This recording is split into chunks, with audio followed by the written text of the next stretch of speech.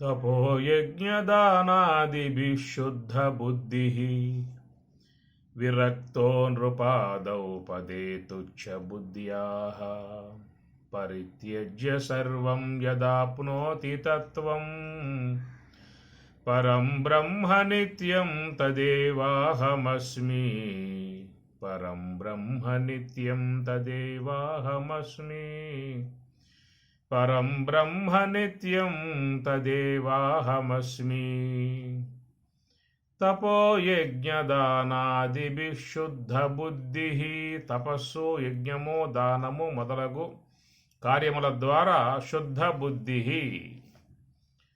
శుద్ధ సాత్వికమై ఉన్నటువంటి బుద్ధిని సంపాదించుకోవలసి ఉంటుంది.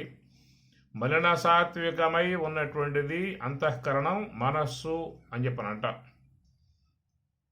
అనగా ఇవన్నీ కూడా ఆ బాహ్య సంబంధమై ఉన్న కార్యములు, అనాత్మ సంబంధమై ఉన్న కార్యములు, అజ్ఞాన సంబంధమైన కార్యాలు చేస్తూ ఉన్నాం కాబట్టి ఈ ప్రపంచములో ఉన్నంతకాలం, సంసారాదులలో ఉన్నంతకాలం మనసు అనేటువంటి యొక్క వస్తువులో రాజసిక తామసిక సంబంధ సంస్కారాలే ప్రవేశిస్తూ ఉంటాయి. కాబట్టి తత్కారణంగా దానిని ఏమన్నాం, మలిన సాత్విక అంతఃకరణము, దాన్ని మనస్సు అని చెప్పనంటాం. అందువల్ల మలిన సాత్వికమై ఉన్నటువంటి యొక్క అంతఃకరణం ఇంద్రియాలతో సంబంధం పడి ఎప్పుడు కూడా ప్రకృతిలో ప్రపంచ విషయాలలో సంచరించేదిగా ఉంటుంది. దాన్ని బట్టి చూసినట్లయితే లోకములో సర్వమానవులు చాలా వరకు ఈ మనోసంబంధ జీవులుగా చెప్పాల్సి ఉంటుంది. మనోసంబంధ జీవులు, బుద్ధి సంబంధ జీవులు, రెండు రకాలు చెప్తాం. బుద్ధి సంబంధ జీవులు అని చెప్పన్నట్లయితే శుద్ధ సాత్వికముతో చేరి ఉన్నటువంటి అంతఃకరణాన్ని బుద్ధి అని చెప్పనంటారు. సాత్వికముతో చేరి ఉన్న అంతఃకరణం బుద్ధి అంటాం. సాధారణంగా ఇప్పుడు మనస్సు, బుద్ధి, చిత్తము, అహంకారం అనేటువంటి పేర్లు మనం వాడుతూ ఉంటాం. ఈ నాలుగుగా లేదు, ఒకటే. అంతఃకరణం లోన ఉండి పనిచేసే వస్తువు ఒకటే. బహికరణములు అన్నప్పుడు అవి 5 ఉంటాయి. అందువల్ల ఇంద్రియములు అని చెప్పని అంటాం. ఇంద్రియములు, జ్ఞానేంద్రియములు అంటే 5, కర్మేంద్రియాలు 5 ఉన్నాయి కాబట్టి ఇంద్రియములు అని బహువచనం వాడతాం. లోన ఉండి పనిచేసేటువంటి దానిని అంతఃకరణం అంటామే తప్ప అంతఃకరణములు అనే పదం వాడం. ఎందుకంటే ఒకటే లోపల ఉన్నది, ఒకదానికే నానావస్థ పడుతూ ఉన్నాం. అంతఃకరణములు బహువచనంలో వాడి పెడితే ఏడని వ్యవహారం చెప్పండి. అందుచేత అంతఃకరణం లోన ఉన్నది ఒకటే, బయట ఉన్నవి 5. బయట ఉన్నవి 5 ఎందుకండి? ఇది ఒకటే పెట్టవచ్చుగా. ఇప్పుడు లోపల ఒకటని చెప్పని అన్నావు కదా, మరి బయట కూడా ఒకటే పెట్టబోయా. బయట ఒకటనేది ఉండటానికి పంచభూతాలు ఉన్నాయి. ఈ పంచభూతాలలో పంచ విషయాలు ఉన్నాయి. ఆకాశంలో శబ్దం ఉన్నది, వాయువులో స్పర్శ ఉన్నది, అగ్నిలో రూపం ఉన్నది, జలంలో రసం ఉన్నది, పృథివీలో గంధం ఉన్నది. ఈ 5 విషయాలు ఒకే దాంట్లో ఉన్నట్లయితే స్వామి కూడా ఒక ఇంద్రియం పెట్టేవాడేమో. 5 విషయాలు ఒకే దాంట్లో లేవు. పంచభూతాలు కాబట్టి, పంచ విషయాలు ఉన్నాయి కాబట్టి ఈ 5 గ్రహించుకోవటానికి 5 విధాయకాలకు ఇంద్రియాలు పెట్టడం జరిగింది. అందువల్ల ఇంద్రియములు అని బహువచనం వాడటం జరుగుతుంది.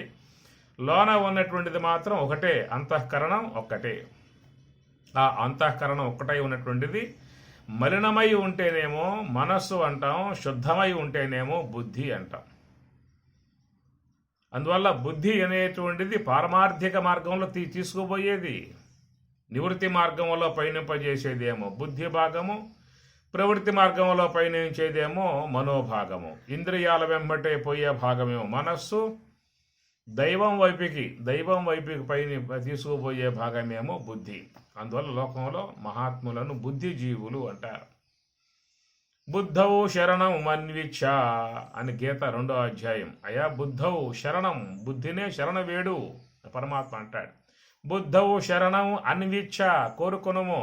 బుద్ధిని శరణ వేడే విధానంగా నువ్వు ప్రయత్నం చేయి, అదే కోరుకొను. అది నీకు శ్రేయస్సు, మేలు చేస్తుంది. బుద్ధి మోక్ష మార్గం వైపు తీసుకుపోతుంది, బ్రహ్మానుభవాన్ని పొందింపజేస్తుంది. బుద్ధియుక్తో జహాతీహ. 2వ అధ్యాయంలోనే ఇంకో మాట స్వామి వాడతారు. బుద్ధియుక్తో జహాతీహ. బుద్ధియుక్తో, బుద్ధితో కూడుకుని ఉండు అని అంటారు. కనుక మనసు అనే విషయం వచ్చినప్పుడేమో దానికి ఏమన్నారు, చంచలం హి మనఃకృష్ణ అన్నారు. అసంశయం మహాబాహో అని స్వామివారు కూడా. చంచలం హి మనఃకృష్ణ, చంచల స్వభావం కలిగి ఉండేదేమో మనసు అనేటువంటి భాగంలో చేరి ఉంటుంది. నిశ్చల విధానం కలిగి ఉండేటువంటిదేమో బుద్ధి. కనుక నిశ్చలమై ఉన్నటువంటి అంతఃకరణాన్ని బుద్ధి అని చెప్పనంటాం. దాంట్లో సాత్వికం ఉంటుంది కాబట్టి బుద్ధి అని చెప్పనన్నాం. అట్టి బుద్ధి పరమార్థాన్ని, బ్రహ్మము యొక్క స్వరూప అనుభవ అవగాహన కలగజేసేది శుద్ధాంతకరణము అని చెప్పేసి అని. కాబట్టి ఇక్కడ చాలా విధానంగా చూసినట్లయితే అందరిలో ఉన్నటువంటి అంతఃకరణం మనస్సు అనేటువంటి భాగంలో ఉండి పనిచేస్తూ ఉన్నది. కనుక మనస్సు అనేటువంటి భాగంగా ఉన్నప్పుడే దాంట్లో సంస్కారాలన్నీ కూడా చేరి ఉంటాయి. రాజసిక తామసిక సంస్కారాలు చేరి ఉంటాయి కాబట్టి దానిని మలదోషము అని చెప్పి అన్నారు. ఈ మలదోషం అనే దాని కారణముగా అసంఖ్యాకములుగా ఆలోచనలు అనేటువంటి పుట్టుకొస్తూ ఉంటాయి. ఈ రాజస్యక తామస్యక గుణాలు బాగా ప్రకోపించి ఉంటాయి కాబట్టి మనస్సులో వాటిని ఆశ్రయించి ఉండేటువంటివి గుణాలు, కామాది గుణాలు. అవి కూడా అక్కడే తిష్ట వేసుకుని కూర్చుంటాయి. ఇది ప్రవృత్తి మార్గంలో పోయే భాగంగా ఉంది కాబట్టి ఆ భాగంలో అవన్నీ చేరి ఉంటాయి. నివృత్తి మార్గంలో పోయేటువంటి యొక్క బుద్ధిలో చేరవు. ఎందువల్ల ఇవన్నీ తొలగిపోతేనే దాని శుద్ధ బుద్ధి అని చెప్పని అన్నాం. శుద్ధ బుద్ధిలో ఉంటే మొత్తం నశిస్తాయి. బ్రహ్మాగ్ని ద్వారా, ఆత్మాగ్ని ద్వారా అవి నశింపబడతాయి బుద్ధిలో చేరి ఉన్నట్లయితే. ఆ చేరి ఉంటే బుద్ధి అని చెప్పనంగా. ఈ వర్గమంతా చేరి ఉన్న భాగాన్ని మనస్సు అని చెప్పని అంటాం. కాబట్టి లోకంలో మానవులు మనసు అనేటువంటి యొక్క దానిని దగ్గర పెట్టుకుని మనసు అనే భాగంలో చేరి ఉండే ఈ ప్రకారం ఇంద్రియాలతో సంబంధము, తర్వాత ఆలోచనలతో సంబంధం పడి సందర్భానుగుణ్యముగా కామావేశం, క్రోధావేశం, మోహావేశాలుగా మనసు అనేటువంటి యొక్క భాగం ఎక్కువ శాతం పనిచేస్తూ ఉంటుంది. కాబట్టి ఈ మనోభాగములో ఉండి మనం జీవించినంతకాలం జీవితంలో అశాంతి, దుఃఖము, బాధలే మనకు శేషించి కనపడతాయే కానీ మనం కోరుకునేటువంటి యొక్క శాంతి సుఖాలు సమగ్రంగా పొందే అవకాశం అనేటువంటిది ఉండదు. అందువల్ల ఈ మనోభాగముగా ఉన్నటువంటి దానిని మనం బుద్ధి భాగంలోకి చేర్చాలి, బుద్ధిగా మార్చాలి. పరమార్థ ప్రయోజనాన్ని పొందాలంటే, మోక్ష ప్రయోజనం పొందాలంటే, బ్రహ్మైక్య అనుభవాన్ని పొందాలంటే, జీవితం సార్థకత చేసుకోవాలంటే, జన్మ సాఫల్యమును చేసుకోవాలని చెప్పనంటే ఏ యొక్క అంతఃకరణం మనోభాగములో ఉండి పనిచేస్తున్నదో దానిని బుద్ధిగా మార్చాలి. బుద్ధిగా మార్చగలిగితే అప్పుడు మన యొక్క జీవన విధానమే మారిపోతుంది, మన ఆచరణ విధానం మారిపోతుంది. మనం అనుకునేటువంటి యొక్క పరమ ప్రయోజనాన్ని పొందే అవకాశం ఏర్పడుతుంది. అయితే మలినమై ఉన్నటువంటి దోషాలతో చేరి ఉన్నటువంటి అంతఃకరణాన్ని ఎట్లా దాన్ని మనం శుద్ధం చేయాల్సి ఉంటుంది. దానికే ఇక్కడ శంకర భగవత్పాదాచార్యుల వారు చెప్పేటువంటి మాట, తపోయజ్ఞదానాదిభి శుద్ధ బుద్ధి. ఆ శుద్ధ బుద్ధి మలినమై ఉన్నటువంటి యొక్క అంతఃకరణం శుద్ధముగా మారాలని చెప్పి అన్నట్లయితే ఇవి ముఖ్యంగా ఆచరించాలి, అనుష్ఠించాల్సి ఉంటుంది. తపోయజ్ఞదానాదిభి శుద్ధ బుద్ధి. తపస్సు, యజ్ఞము, దానము అన్నారు. సేమ్ ఇదే మాట మీకు భగవద్గీత 18వ అధ్యాయంలో పరమాత్మ 5వ శ్లోకం మోక్ష సన్యాస యోగంలో స్వామి చెప్పే మాట, యజ్ఞదాన తపఃకర్మ నత్యాజ్యం కార్యమేవ తతు. యజ్ఞదాన తపఃకర్మ, యజ్ఞము, దానము, తపస్సు. ఈ మూడు ఇక్కడ చెప్పింది కూడా తపో యజ్ఞదానాది. తపస్సు, యజ్ఞము, దానము. యజ్ఞదాన తపఃకర్మ కొంచెం పదాలు అటు ఇటు పడ్డాయి తప్ప ఇక్కడ చెప్పింది శంకరాచార్యుల వారు ఇదే మాట. స్వామివారు విశ్వంభరుడు కృష్ణ పరమాత్మ భగవద్గీత 18వ అధ్యాయంలో చెప్పినటువంటి యొక్క మాట కూడా అది. యజ్ఞదాన తపఃకర్మ నత్యాజ్యం, వదిలిపెట్టమాక అన్నాడు. కార్యం ఏవ తతో యజ్ఞో దానం తపశ్చైవ పావనాని మనీషినాం. యజ్ఞము, దానము, తపస్సు ఏం చేస్తాయి అని చెప్పినట్టు పావనాని మనీషినాం, నీ యొక్క అంతఃకరణాన్ని పావనాన్ని పవిత్రం చేస్తాయి. అంతఃకరణములో అనాదిగా చేరి ఉన్నటువంటి కర్మలైతే ఉన్నాయో దోషాలు అవన్నీ కూడా కడిగి వేస్తాయి అంతే. కనుక నీ యొక్క అంతఃకరణాన్ని శుద్ధ బుద్ధి విధానముగా చేసుకోవాలని చెప్పనంటే ఈ మూడింటిని కూడా జీవితంలో అనుష్ఠించాల్సి ఉంటుంది అని చెప్పని అన్నారు. ఏమిటవి? యజ్ఞదాన తపః కర్మ. అది భగవద్గీత వాక్యం. ఇక్కడ విజ్ఞాన నౌకలో శంకరాచార్యుల వారి యొక్క వాక్యంలో తపో యజ్ఞదానాదిభి శుద్ధ బుద్ధి తపస్సు. తపస్సు అని చెప్పనంటే తప్యత ఇది తపః, తప్తే అని ఉత్పత్తి. తప్యత తపింపజేయుట. విద్యాతపోభ్యాం పూతాత్మ, విద్యాతపోభ్యాం విద్య ద్వారా తపస్సు ద్వారా పూతాత్మ. ఆత్మ అంటే మనస్సు, పూత అంటే పవిత్రమవుతుంది. పూతం పవిత్రం మేధ్యంచ పునాతి దేహాదికమితి పూతం. అంతఃకరణాన్ని పవిత్రపరుచుకోవాలి, శుద్ధం చేసుకోవాలంటే తపస్సును ముఖ్యంగా ఆచరించాల్సి ఉంటుంది. అయితే ఈ తపస్సు అనేటువంటి అంశము స్వామివారు భగవద్గీతలో మరి మూడు రకాలైనటువంటిదిగా చెప్పుకొస్తారు. కాయిక తపస్సు, వాచిక తపస్సు, మానసిక తపస్సు అని చెప్పేసి చెప్పే తపస్సు యొక్క విధానం స్వామివారు చెప్పేది భగవద్గీతలో అద్భుతమైనటువంటి విచారణాత్మకంగా ఉంటుంది. దేవద్విజ గురు ప్రాజ్ఞ పూజనం శౌచం ఆర్జవం బ్రహ్మచర్యం అహింసా చ శారీరం తప ఉచ్యతే. అనుద్వేగకరం వాక్యం సత్యం ప్రియహితం చేతు స్వాధ్యాయాభ్యసనం చైవ వాంగ్మయం తప ఉచ్యతే. మనఃప్రసాద సౌమ్యత్వం మౌనం ఆత్మ వినిగ్రహ భావ సంశుద్ధిరిత్యేతత్ తపో మానసముచ్యతే. అద్భుతమైనటువంటి యొక్క విచారణ ఘట్టం భగవద్గీతలో. ఈ తపస్సు అనేటువంటి అంశం మీద ఈ 3 శ్లోకాలలో స్వామివారు ఎంతో విషయాన్ని మనకి అందిస్తారు. కనుక తపస్సు అని చెప్పినట్టే తప్పింపజేయుట మనస్సును బాగా. ఇప్పుడు బంగారం ఉందనుకోండి, దాన్ని ఏం చేస్తాం? పుటవేస్తాం. అగ్నిలో బాగా తప్తమైనప్పుడే దాంట్లో ఉన్న మాలిన్యమంతా పోయే అవకాశం ఏర్పడుతుంది. ఆ ప్రకారముగా జీవితంలో ఒక దాన్ని సాధించాలని చెప్పనంటే దానికి పట్టుదల కావాలి, దీక్ష పూనాలి. దీక్ష పూనినప్పుడే ఆ లక్ష్యాన్ని చేరుకునే అవకాశం ఏర్పడుతుంది. ఒక విద్యార్థి ఉన్నతమైనటువంటి యొక్క స్థితికి పోవాలని చెప్పనంటే ఎంతో కాలం ఆయన తప్పిస్తాడు,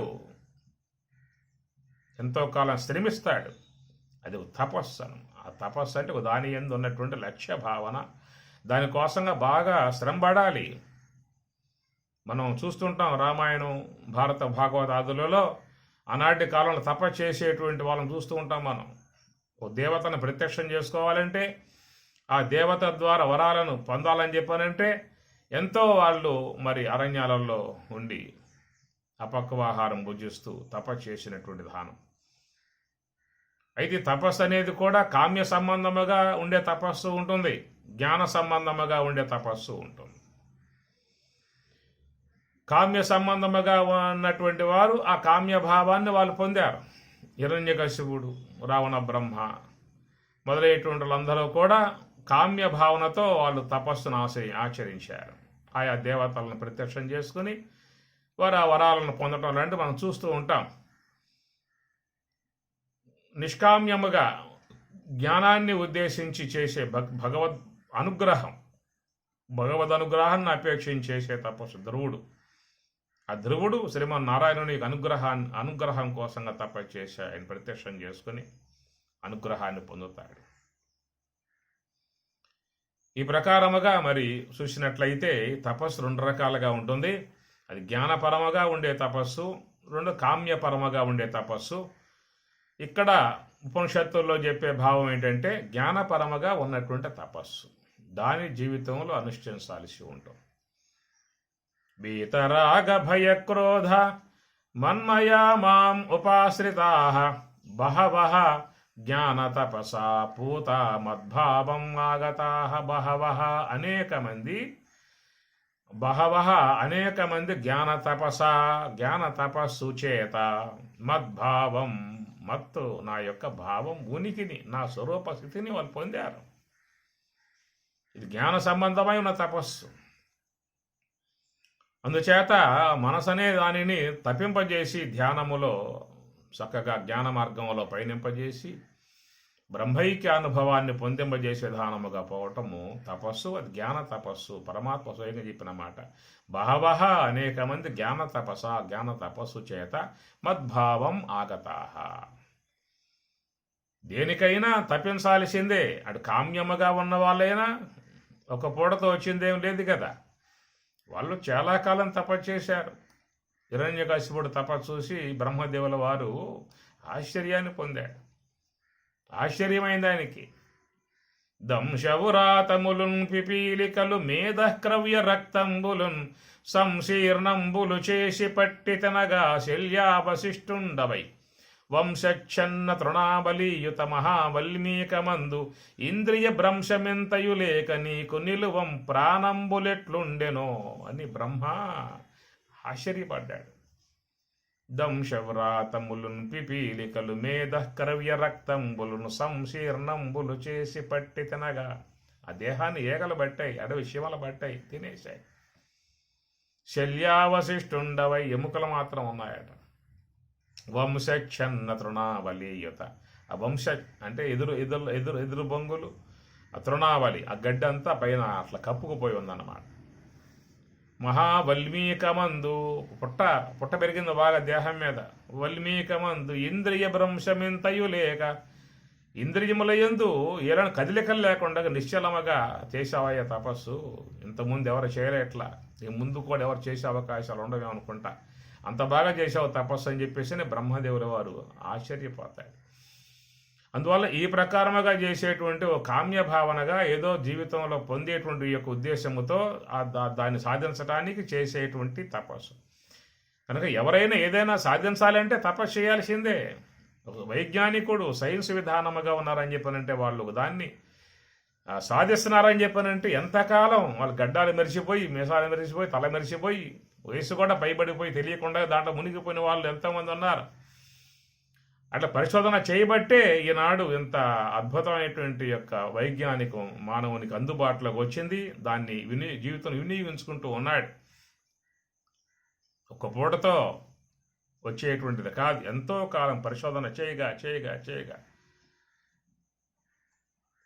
ఆహార పానీయాలపై దృష్టి లేకుండా ఆ విధంగా పరిశోధన చేసిన విధానంలో ఏదైనా సాధించాలంటే ఏదైనా కావచ్చు. అది కామ్యం అంటావా, లేకపోతే ప్రపంచం వైజ్ఞానికం అంటావా, లేదా జీవన విధానంలో ఒక ఉన్నతమైనటువంటి పదవులు పొందటం అని చెప్పని అంటారా, లేదా కలెక్టర్ కావాలా, డాక్టర్ కావాలా, ఏది కావాలని చెప్పనన్నా ఎప్పటి నుంచి ప్రారంభం చేయాలి? చిన్నప్పటి నుంచి ప్రారంభం చేయగల 25 ఏళ్ళ వయసు అప్పుడు ఆ యొక్క పదవిని వరించే అవకాశంగా ఆయనకు వస్తూ ఉన్నది. అందుచేత ఇటు జ్ఞానపరమైన కావచ్చు, ఇటు వైజ్ఞానికం కావచ్చు, ఇటు జీవన విధానంలో చేరి ఉండవచ్చు. దాన్ని సాధించాలని చెప్పనంటే ఒక పూటతో వచ్చేది కాదు.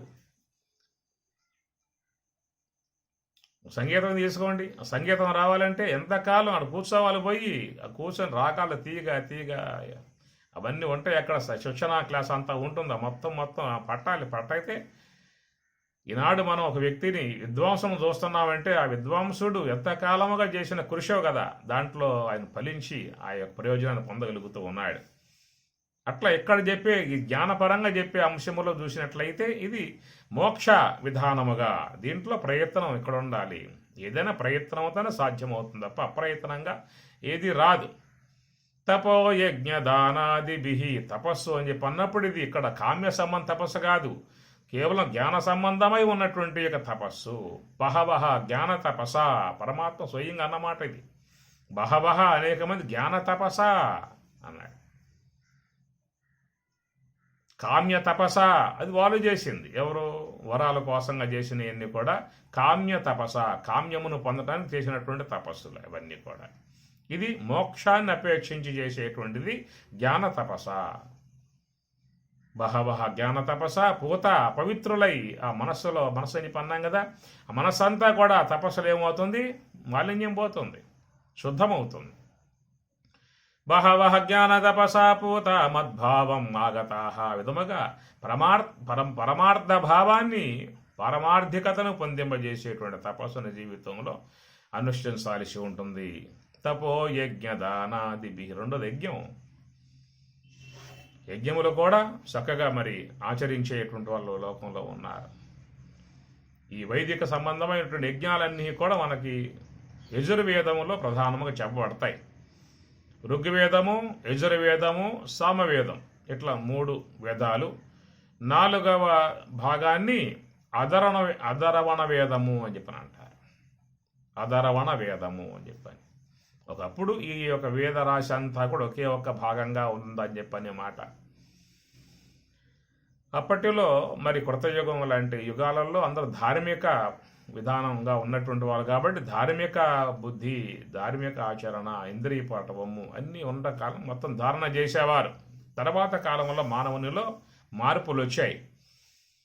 ఆ మొత్తం ధారణ చేయాలని చెప్పినట్టు సాధ్యం కాదనేటువంటి అంశముగా బాదరాయణుడు, కృష్ణద్వైపాయనుడు ఆయన ఈ మంత్ర భాగాలన్నింటినీ కూడా వేరు చేసి ఏ యొక్క భాగానికి ఆ భాగాలకు ఆయన పెట్టేశాడు. ఇవి రుక్కులు అన్నాడు. రుక్ అంటే స్తుతి, దేవతలను స్తుతించేది, దేవతలను కొనియాడే భాగాలని రుక్కులు అని చెప్పని అంటారు. ఆ రుక్కు అనే దాన్ని బట్టి ఋగ్వేదము అయింది అది. ఆ రుక్కు తర్వాత యజ అంటే పూజ, యజదేవ పూజాయాం, దేవతలను ఆరాధించే విధానం. మంత్ర భాగాల ద్వారా అగ్నిని వ్రేలిసి అగ్ని ద్వారా ఆయా దేవతలను ఆరాధించేవారు. మనం ఈనాటి కాలంలో దేవతలను ఆరాధించే విధానములో మరి పటమునందో, ఒక విగ్రహమునందో, బంగారమునందో ఒక రూపకల్పన చేసుకుని మనం ఈశాన్య భాగంలో పెట్టుకుని ఆ దేవతా మూర్తులను ఆరాధించుకోవడం లాంటి విధానం ఈ కాలంలో ఉన్నది. అప్పట్లో ఆయా దేవతలను అగ్ని యందు వాళ్ళు ఆవాహనం చేసేవారు. అగ్ని ద్వారానే వాళ్ళు ఆరాధించేవారు. అగ్నే ఆ కాలంలో సాకార ఆకారం దేవతలకి. ఆ అగ్ని యందు ఆయా దేవతలని కొనియాడుతూ మంత్రభాగాలు ఉచ్చారణ చేస్తూ ప్రపాఠకాలు అంటాం. మంత్రభాగములు ఆయా దేవతా సంబంధ మంత్రభాగాలని పఠనం చేస్తూ ఆ దేవతలకు స్వాహ సమర్పించేవారు, ఆహుతులు అర్పించేవారు. అట్లా దేవతలని సంతృప్తిపరిచి ఆ కాలంలో వారికి ఏం కావాలో అవన్నీ కూడా ఆ దేవతల ద్వారా పొందేవారు. దేవాన్ భావయతానేన తే దేవా భావయంతు వః పరస్పరం భావయంతః శ్రేయః పరం అవాప్స్యత అని గీత 3వ అధ్యాయం. దేవాన్ భావయతానేన తే దేవా భావయంతు వః, మీరు దేవతల్ని ప్రకారముగా అగ్ని ద్వారా ఆరాధించినట్లయితే ఆ దేవతలు మిమ్ములను భావిస్తారు. మీరు ఆ దేవతలను ఆరాధిస్తే ఆ దేవతలు మిమ్ములను భావించి మీకేం కావాలో వారు మీకు సమర్పిస్తారు. కనుక మీరు దేవతలను ఆరాధించండి, ఆహుతులు ఇచ్చి మీ దేవతల ద్వారా మీకు కావాల్సిన ప్రయోజనాలను పొందండి. పరస్పరం భావయంతః శ్రేయః పరం అవాప్స్యత్. పరస్పరం ఇరువురు కూడా మరి ఆ దేవతల ద్వారా ఇచ్చేటువంటి మీరు పొందండి, మీరు దేవతలకి అర్పించండి. పరస్పరం ఇచ్చినట్లయితే శ్రేయః పరం అవాప్, శ్రేయస్సును పొందే అవకాశం ఏర్పడుతుంది.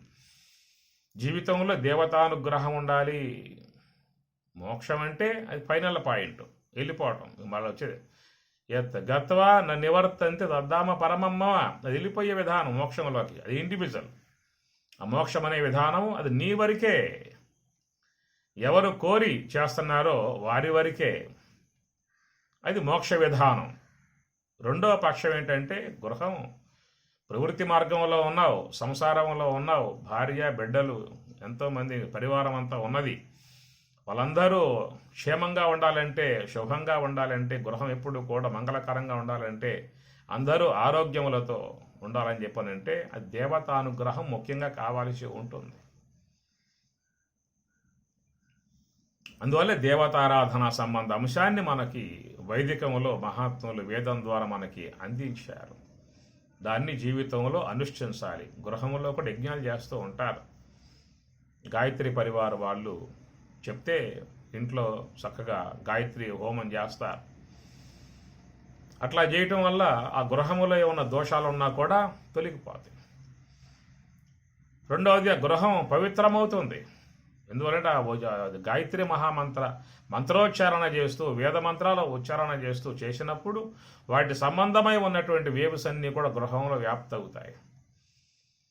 తర్వాత అగ్నిలో అర్పించేటువంటి ఆహుతులు ఏవైతే ఉన్నాయి, సమిధలు, అవిస్సులు దాంట్లో సమర్పిస్తాం కాబట్టి అవన్నీ అగ్ని ద్వారా తప్తమై సూక్ష్మమై గృహమంతా కూడా వ్యాప్తి కావటం కారణముగా ఆ గృహము కూడా ఆరోగ్యవంతముగా ఉంటుంది. దాన్నే వాతావరణ శుద్ధి అని చెప్పి అంటారు. వాత అంటే గాలి, ఆవరణం అంటే గృహ ఆవరణంలో వాత గాలి ఉంది కదా, ఆ గాలిలో చేరి ఉండేటువంటివి కణజాలములు. ఆ గాలిలో చేరి ఉన్న కణజాలములు మరి ఆ గాలిని మనం పీల్చినప్పుడు ఆ గాలితో కూడా ఆ కణజాలం లోనకపోతుంది. అందువల్లే వైరస్ అని చెప్పని అంటాం. గాలి ద్వారా వచ్చేటువంటి యొక్క వాట్లను వైరస్ అని చెప్పని అంటాం. కాబట్టి ఆ గాలిని శుద్ధం చేసే ప్రక్రియ యజ్ఞం అని చెప్పనంటే, ఇప్పుడు నీరు ఉందనుకోండి, నీరు మనం తీసుకున్నప్పుడు ఫిల్టర్ చేసుకుంటాం, శుద్ధం చేసుకుంటూ ఉంటాం. ఆ శుద్ధం చేసి ఉన్న క్యాన్లు అమ్ముతూ ఉంటే అవి పట్టుకొసుకున్నామని ఇంట్లో వాడుకునే విధానం. తాగే నీరు శుద్ధంగా ఉండాలి, మరి పీల్చే గాలి అది శుద్ధంగా ఉండాలి.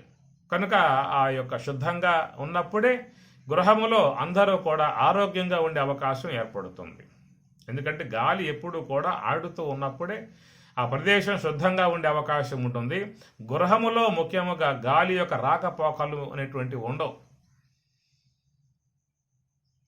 మరి ఆ పిల్లకాయలు బయట తిరిగి ఎక్కడెక్కడ తిరిగి ఇంట్లోకి వస్తారు. పెద్దవాళ్ళు కూడా ఎక్కడెక్కడో సంచారం చేసి వాళ్ళు గృహంలోకి నేరుగా వస్తూ ఉంటారు.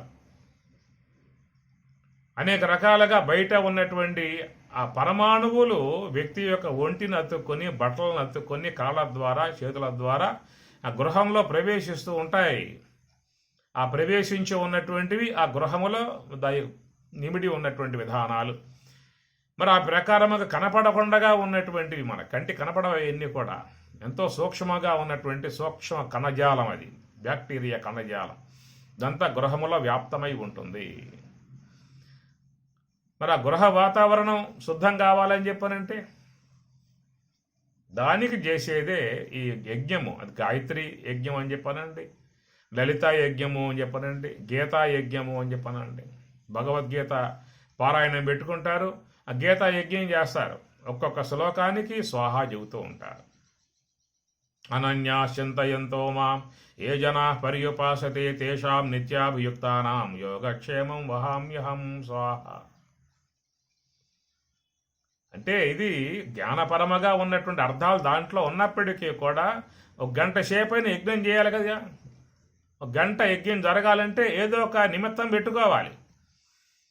ఏం పెట్టుకోబోయావు అనుకో, ఇట్లా 4 పుల్లలు వేస్తావు, 2 గరిటెలు నూనె వేస్తావు, నమస్కారం పెట్టి వెళ్ళిపోతావు ఆ పని. అదే భగవద్గీత యజ్ఞం అని చెప్పి అన్నావు అనుకో, అప్పుడేం అవుతుంది? 18 అధ్యాయాలు చదవాలిగా.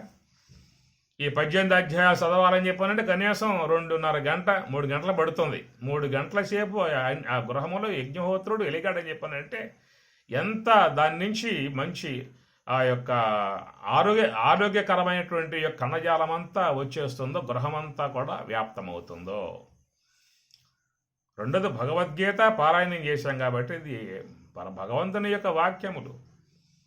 అట్లా లలిత సహస్రనామాల మంత్రములు కానీ, విష్ణు సహస్రనామ మంత్రములు కానీ, ఇవన్నీ కూడా శుభాన్ని, గృహానికి శుభమును, బిడ్డలకు ఆరోగ్యం, యజమానికి ఆరోగ్యాన్ని ఉద్దేశించి చేసేటువంటి కార్యములు. అరే కర్మల వల్ల మోక్షం లేదయ్యా, అది మోక్షం కోసంగా చేస్తున్న కార్యం కాదు. ఆరోగ్యాలు లేకుండా ఏం చేస్తా? ఆరోగ్యం మహాభాగ్యం అని చెప్పి అన్నారు. ఒక పక్క ఆరోగ్యం బాగొట్టుకుని దగ్గుతూ, తుమ్ముతూ, మూలుగుతూ, ముక్కుతూ ఏం చేస్తావు? ధ్యానం కూడా. కాబట్టి శరీరం ముందు కాపాడుకోవాలి. శరీరం కాపాడుకున్న తర్వాత ఆ తర్వాత నువ్వు ధ్యానం చేస్తావు, యమ నియమ ఆసన ప్రాణాయామ ప్రత్యాహార ధారణ అష్టాంగ ప్రక్రియ చేస్తావు, చేసుకోపోవచ్చు. ముందు ఈ ప్రాథమికమైనటువంటి అంశములో ఇవన్నీ ఉండాలి కదా. మీ గృహములో సాగు బతుకుల్లో ఉంటుందనుకో బిడ్డ, ఎట్లా ఉంటుంది చెప్పు? ధ్యానం చేస్తావా? నిత్యము నీకు చక్కగా అనుయాయంగా అనుకరిస్తూ నీకు అన్ని విధాల సేవలు చేస్తూ నీకు ఏం కావాలో ఇవాళకి వండి పెడుతూ అన్ని విధాలని సేవలు అందించేటువంటి యొక్క సతీమణి గనక ఆరోగ్యం లేక మొక్కుతూ ములుగుతూ ఉంటే నువ్వు ధ్యానం చేస్తావా? అహం బ్రహ్మాస్మి, నాకేం సంబంధాలు లేవు, నాహం దేహో, నా భార్య, ఎక్కడ ఇవన్నీ? ఆ స్థితిని పొందిన వాడికి ఒకవేళ ఉంటే ఉంటుందేమో. నువ్వు వ్యవహారంలో ఉన్నావు, దేహాభిమానంతో ఉన్నావు, ప్రవృత్తిలో ఉన్నావు, అంతలేక మనం పోలేదు. మనం ప్రాక్టీస్ చేస్తూ ఉన్నాం, అభ్యాసం చేస్తూ ఉన్నాం. ఆ చేరిన తర్వాత అప్పుడు నా భార్య, నా గృహము, నా బిడ్డ, అప్పుడు అనవసలే. అది వచ్చిన పూట అనేది ఏముంది, ఇంకా స్వాభావికంగా వచ్చేస్తుంది కదా, వాడికి చెప్పాల్సిన అవసరం లేదు. ఆ స్థితికి పోయినాడు. అది రావాలంటే ఒక పూటతో వచ్చేది కాదు. బహూనాం జన్మనామంతే జ్ఞానవాన్ మాం ప్రపద్యతే. బహూనాం జన్మనాం, బహూనాం షష్ఠీ భక్తి బహువచనం, జన్మనాం అది కూడా షష్ఠీ భక్తి బహువచనమే. బహూనాం అనేకమైన, జన్మానాం జన్మల యొక్క అంతే చివరిలో అని చెప్పి అన్నాడు. కాబట్టి మోక్షం అనేటువంటి విషయం ఉన్నదే వాళ్ళు చెప్పేటువంటిది ఒక్క పూటతో ఒక్క జన్మతో వచ్చేది కాదు. నువ్వు చేసుకుంటూ పోవాలి. ఈ జన్మలో వచ్చిందా అదృష్టం నీకు, ఒకవేళ రాకపోయిందా మళ్ళీ రాబోయే దేహంలోనే నీకు ఆ సంస్కారం అనేటువంటిది ఉంటుంది. కాబట్టి ఆ వైపుకు నువ్వు పయనింపబడతావు. పూర్వాభ్యాసేన తేనైవ, పూర్వాభ్యాసేన పూర్వం అభ్యాసం చేసే ఉన్నాం, ఇది చేసి ఉన్నాం. కాబట్టి ఈ జన్మలో మళ్ళీ ఈ సంస్కారంతో దీంట్లో పోదాం అనే భావం కలిగింది మనకి. మహాత్ములను ఆశ్రయించాం, తత్వచేతన చేస్తూ ఉన్నాం, ధ్యానం చేస్తూ ఉన్నాం, మార్గంలో పయనిస్తూ ఉన్నాం. ఆ పయనించే విధానంలో కూడా నానా తంటాలు పడతా ఉన్నాం. ఒక పూట కుదురుతుంది, ఒక పూట కుదరదు. ధ్యానం కూడా ప్రతిరోజు కుదరదు. సంవత్సరం అనుకో శివరాత్రి అని చెప్పి అన్నట్లుగా ఆ పూట కుదిరింది అనుకో పరమానంద పడతావు. అదే విధానం మళ్ళా కూర్చో వస్తుందేమో, రాదు. ఏదో సంస్కారం లోపల అది వచ్చినప్పుడు ఎమ్మటి కుదురుతుంది అక్కడ. అందుచేత దీన్ని చేసుకుంటూ పోవాలి. ఎంతకాలం చేయాలి? కర్మణ్యే వాధికారస్తే మా ఫలేషు కదాచన. చేసుకుంటూ పోవటం అంతే. నువ్వేక ఏ పూటకు వస్తుందో ఆ పూటకు వస్తుంది. ఈ జన్మలో రావచ్చు, రాబోయే జన్మలో రావచ్చు, అంతే తప్ప నువ్వు దాని మీద ఫలంపై దృష్టి పెట్టమాక అని చెప్పని అన్నాడు. నువ్వు చేసుకుంటూ పోవటమే పని. అందుచేత ఈ చేసేటువంటి యొక్క ఈ సాధనా విధానం అది నీ వరకే, ఇండివిజువల్, నీ వరకే. నీవు మోక్షం నువ్వు పొందుతావు అంతే, ఇంట్లో అందరూ పొందరు. ఒక వ్యక్తి ధ్యానం చేస్తే అందరూ మోక్షం పొందేట్లయితే ఇంకేముంది? ఆ గురువుగారు ధ్యానం చేస్తాడు, ఆయన మోక్షం పొందితే మొత్తం మనం కూడా పొందుతాంగా. ఎవరు చేస్తే నివృత్తి మార్గంలో వారికే మోక్షం. అది నివృత్తి మార్గ విధానం.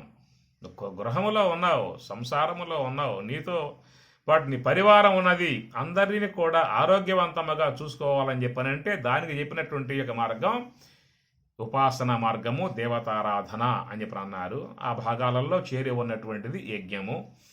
ఈ యజ్ఞం అనేది ఉంటుంది కూడా మనం గృహములో చేసినట్లయితే గృహ వాతావరణం బాగుపడుతుంది, శుద్ధమవుతుంది.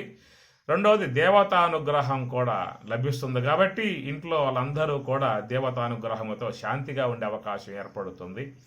కాబట్టి ఈ ప్రకారముగా ఉన్నటువంటివి యజ్ఞములు.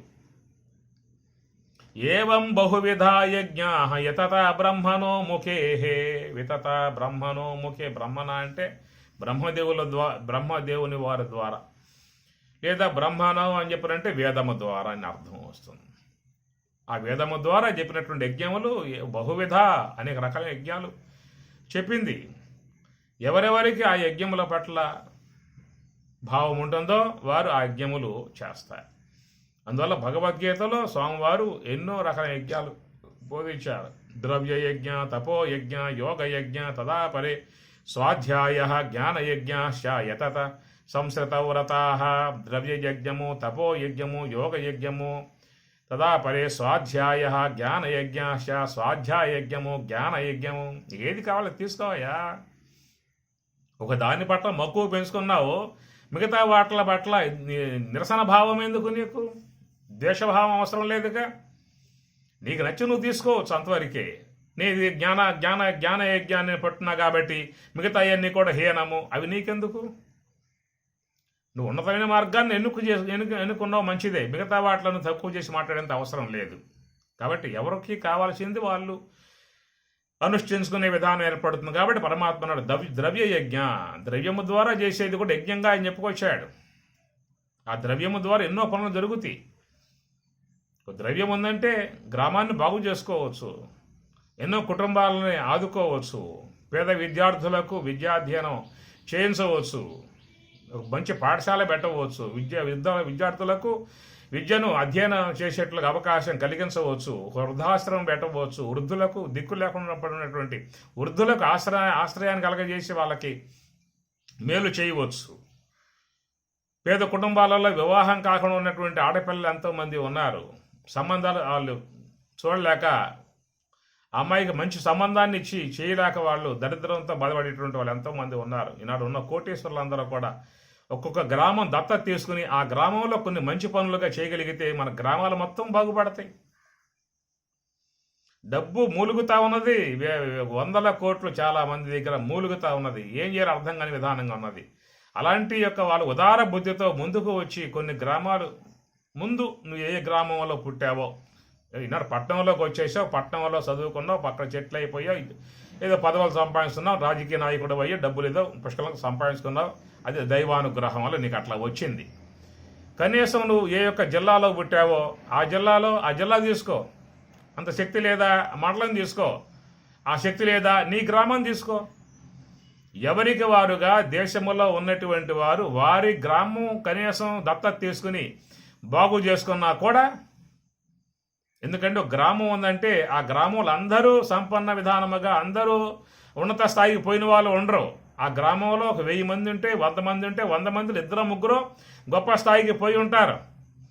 ఆ ముగ్గురైనా ఆ గ్రామం వారికి దత్తత తీసుకుని, నాయనా నువ్వు ఈ పనులు చేయి, నేను ఈ పనులు చేస్తా అని చెప్పేసి అని ఆ గ్రామంలో ఏవైతే లేవో సౌకర్యములు ఆ విధంగా చేసినట్లయితే, ఎవరికి వారు చేసినట్లయితే ఆ గ్రామం మొత్తం కూడా బాగుపడే అవకాశం. ఇది మహాయజ్ఞం, భగవంతుడు బోధించేటువంటి యజ్ఞం అది.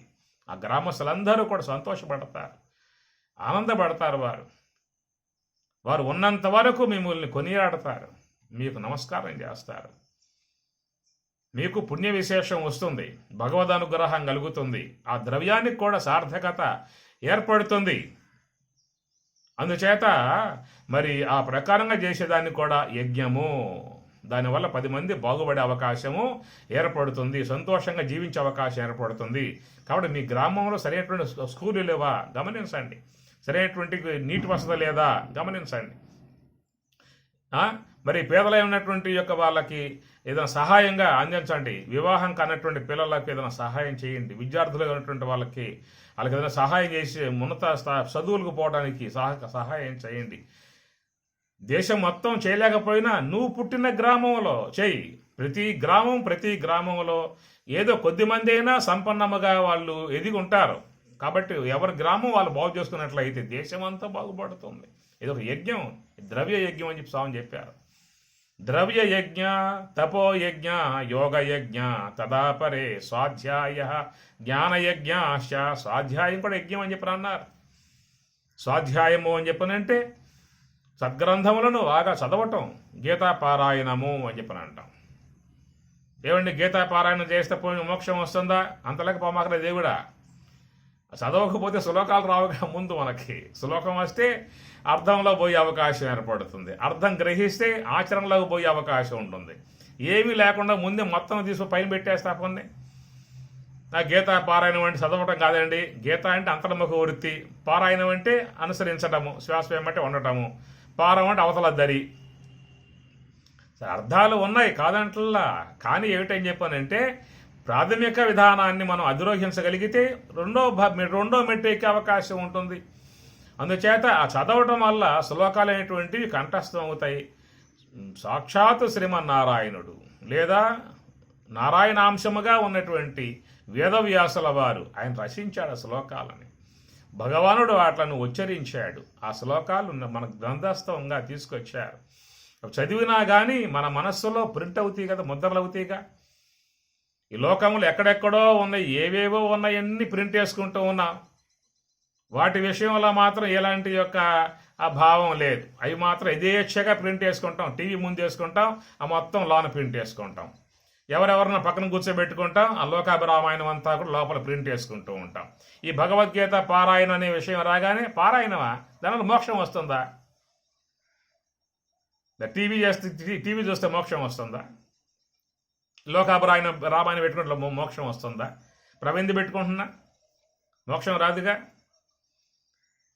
ప్రధానముగా ఒక ఆధ్యాత్మిక కోణంలో ఉన్నటువంటి వాళ్ళమై ఆధ్యాత్మిక విధానంలో సరైనటువంటి యొక్క ఆలోచన లేకుండా ఒక మూఢ విధానముగా మనసును పెట్టేసుకుని అవగాహన ఆలోచన లేకుండా మాట్లాడేటువంటి యొక్క మాటల వల్ల సామాన్య విధానములో ఉన్నటువంటి వారు దెబ్బతింటూ ఉన్నారు.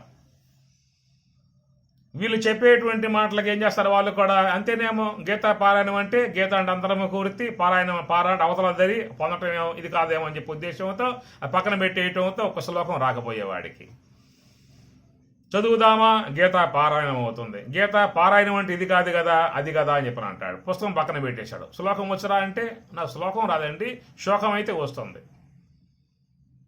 ఏమంటే సంసారంలో శోకాలేక, ఏది కలిగినా శోకమేక, ఏదొచ్చినా శోకాలేక, శోకం అంటే దుఃఖాలేక. అవి మాత్రం బాగా కంఠస్థం చేశానండి, అవి బాగా అభ్యాసం చేశాను. ఏ సమయంలో కావాలన్నా నాకు శోకాలు మాత్రం అద్భుతంగా వస్తాయి. శ్లోకాలు అంటారా రావు. ఎందుకు రావు? అభ్యాసం చేయలేదుక. చేద్దామంటే చదవనివ్వరుగా. చదివితే గీతాపారాయణం ఇది కాదా గీతాపారాయణం అంటే అది గీతాపారాయణం అంటే అని చెప్పని ఇది కాస్త పోయే. ఒక శ్లోకం రాదు. ఒక గాయత్రి పుస్తకం పట్టుకుంటే ఆ శ్లోకాలు రావు. గీతా పుస్తకం పట్టుకుంటే ఆ శ్లోకాలు రావు. ఉపనిషత్తులు తీసుకుంటే ఆ శ్లోకాలు రావు. ఏ చదువుదామన్నా పారాయణం అంటే అంతర్ముఖ వృత్తి, చదవటం కాదు అని చెప్పేసేసే. ఉపనిషత్తులు రావు, గీత రాదు, ఏ మంత్రాలు రావు. చివరికి ఏం చెప్పినా అర్థం కాని పరిస్థితి. కనీసం శ్లోకాలు కొంచెం కంఠస్థం అయి ఉంటే, మంత్రాలు కొన్ని కంఠస్థం అయి ఉంటే ఆ మంత్రం మీద అర్థం చెప్పినప్పుడు ఓహో నాకు ఈ మంత్రం కంఠస్థం అయింది, ఈ పదం మీద స్వామి మాట్లాడుతూ ఉన్నాడు, నీ మనసు తడుతూ ఉంటుంది. యజ్ఞదాన తపఃకర్మ నత్యాజ్యం కార్యమేవ తత్ యజ్ఞోదానం తపశ్చైవ పావనాని మనీషినాం అన్న శ్లోకం నీకు బాగా మనసు లోపల ముద్రై ఉందనుకో. దాని మీద మాట్లాడుతూ ఉన్నప్పుడు నీకేమవుతుంది? ఓహో ఈ పదం మీద స్వామి మాట్లాడుతూ ఉన్నాడు అనేది నీకు ఆ భావమంతా మనసు గోచరించే అవకాశం ఉంటుంది కదా. ప్రాథమిక స్థితి, మధ్యస్థితి, ఉన్నత స్థితి ఇట్లా ఉంటాయి. మనం అన్నీ అధ్యయనం చేసుకుంటూ ముందుకు పోవాలి. ఇప్పుడు బిడ్డ పుట్టగానే వాడు పరుగులు తీశాడా?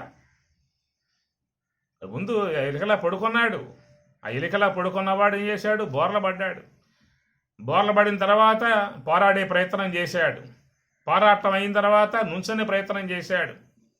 ఎన్నోసార్లు కింద పడ్డాడు వాడు, అయినా ఊరుకోవాలా, నుంచొని ప్రయత్నం చేశాడు. ఆ నుంచొని విధానం వచ్చిన తర్వాత అడుగులు వేయటం అభ్యాసం చేశాడు. అడుగులు వేసిన తర్వాత పరుగులు తీయటం అలవాటు చేశాడు. ఒక్కపోట ఏది రాదు. అందువల్ల మనం తెలియని విషయాలలో ఆ పదాలు తీసుకొని ఆ పదాలకు ఇది అర్థం అని చెప్పేసి అని ఉన్నది గొట్టిపారేసేసి అది లేకపోయే ఇది లేకపోయే. ఇది సామెత ఉంది కదా, పుట్టికి ఎక్కలేనమ్మా. ఆ పరిస్థితి అయిపోయే విధానంలోకి వచ్చేసాం. అందువల్ల మనం ఎక్కడున్నాం, ఏ స్థితిలో ఉన్నాం గమనించుకొని మన స్థితిని మనం మెల్లమెల్లగా ఇంప్రూవ్ చేసుకోవాలి. ప్రపంచంలో మునిగిపోయాం, సంసార విషయాల్లో మునిగిపోయాం, వ్యావహారిక వస్తువుల్లో మునిగిపోయాం. క్షణకాలం ఖాళీ లేనటువంటి విధానాలుగా వాటిలో ఇరుక్కుపోయాం విషయాలలో. అట్లా ఉన్నటువంటి యొక్క మనం మెల్లమెల్లగా రావాలని చెప్పనంటే ఒక పుస్తకం తీసుకో, ఒక శ్లోకం చదువు, సమయం కేటాయించు. ఇప్పుడు ఒక శ్లోకం, రేపు 2 శ్లోకాలు, 3 శ్లోకాలు, 10 శ్లోకాలు ఎట్లా అభ్యాసం చేస్తూ ఉన్నప్పుడు నీ యొక్క సమయం పెంచుకుంటూ పోతూ ఉంటావు. ఆసక్తి పెరుగుతూ ఉంటుంది, జిజ్ఞాస పెరుగుతూ ఉంటుంది. ఆ తర్వాత మెల్లమెల్లగా సాధనలోకి పయనించే అవకాశాలు లాంటివి ఏర్పడుతూ ఉంటాయి. కాబట్టి ఏంటంటే మనకి ఏవి రాకుండా పోవడం కారణం విపరీతమైనటువంటి యొక్క విధానాలుగా పోయి ఉన్న వాటిలను దూరం చేసుకోవడం. అది లేకపోయే ఇది లేకపోయే చివరికి ఏదున్నది ఆ ఉన్న అనాత్మ, ఉన్న అజ్ఞాన మార్గము, ఈ ప్రాపంచిక మార్గం, వీటిల్లోనే శాంతం మునిగిపోవటం అవుతూ ఉంటుంది. అది అందుకోలేకపోయే ఇది మన అభ్యాసం చేయలేకపోయి. అందుబాటులో ఉందేమో వద్దనుకుని దూరం పెట్టేసేసాం, అందుకోలేందేమో అందుకోలేక ఇబ్బంది పడి దాన్ని మానేసుకున్నాం. ఇలాంటి వాతావరణం వ్యక్తులకు జీవితంలో ఏర్పడుతూ ఉన్నది. కాబట్టే మహాత్ములు చెప్పేటువంటి శాస్త్ర ప్రామాణికం, శాస్త్రంలో చెప్పిన అంశమే కదా. ఏవం బహువిధ యజ్ఞ వితత బ్రహ్మణోముఖి, మొత్తం ఏమిచ్చింది? వేదాలు ఇచ్చింది అని చెప్పిన అన్నాడు పరమాత్మ. బహువిధ అనేక రకాలుగా ఉన్న ఎన్ని కూడా మానవుని పావనం చేయటానికే.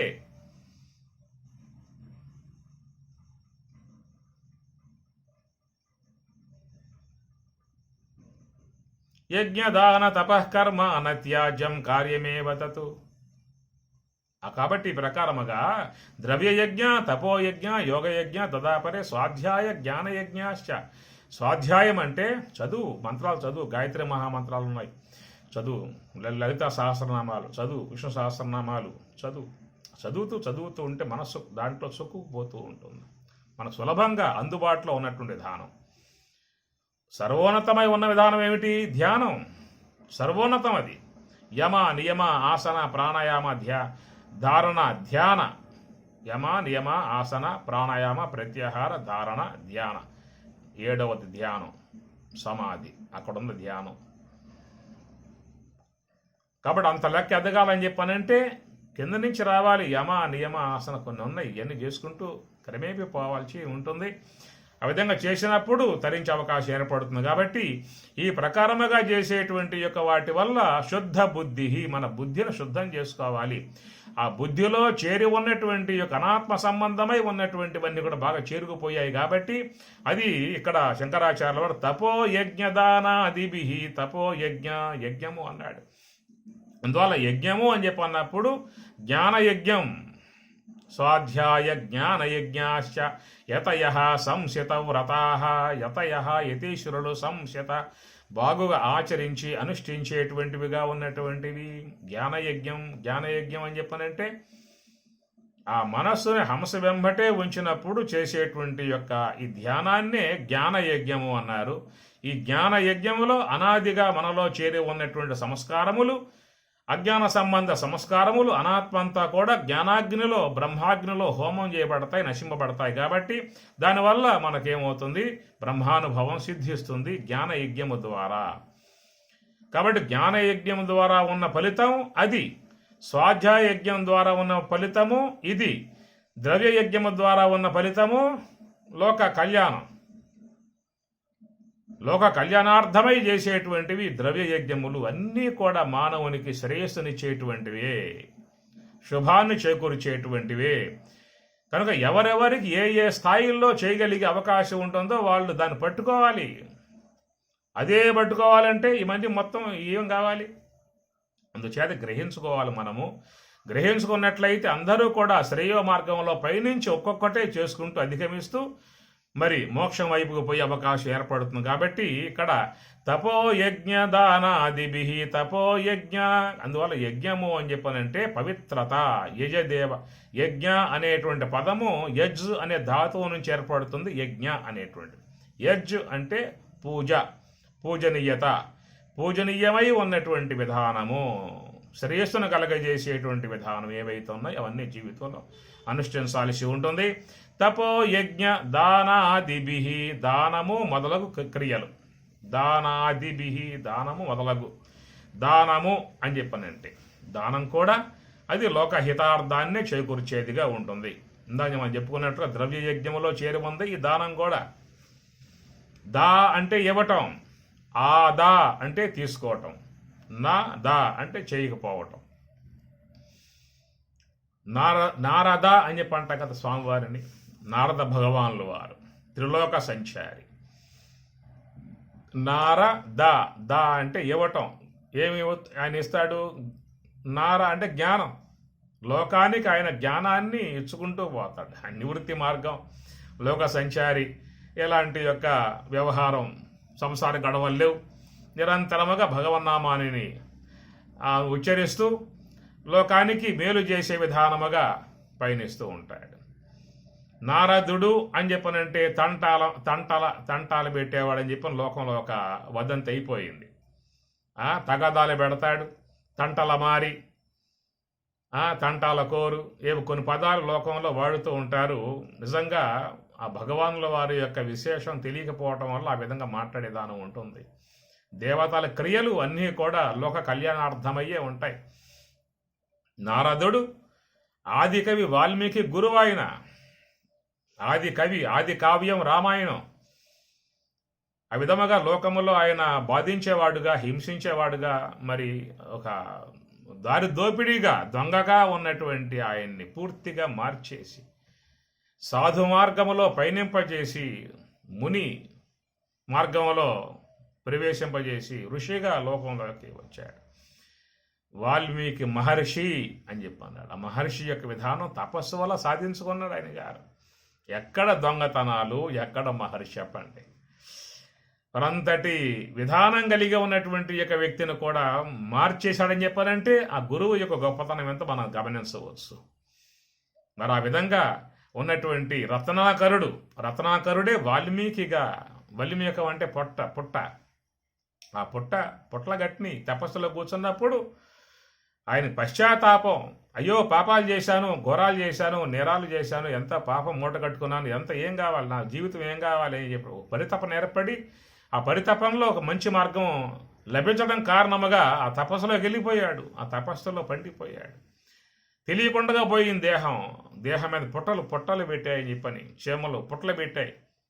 ఆ తపస్సులో పండి జ్ఞానంలో నిండిపోయి యోగ సమాధి నుంచి బయటికి వచ్చి ఆ పుట్టలు చీల్చుకుని బయటికి రావటం కారణముగా వల్మీకము నుండి వచ్చాడు కాబట్టి చీల్చుకుని వాల్మీకి అనే ఒక నామకరణం ఏర్పడింది. ఆయన పేరు రత్నాకరుడు.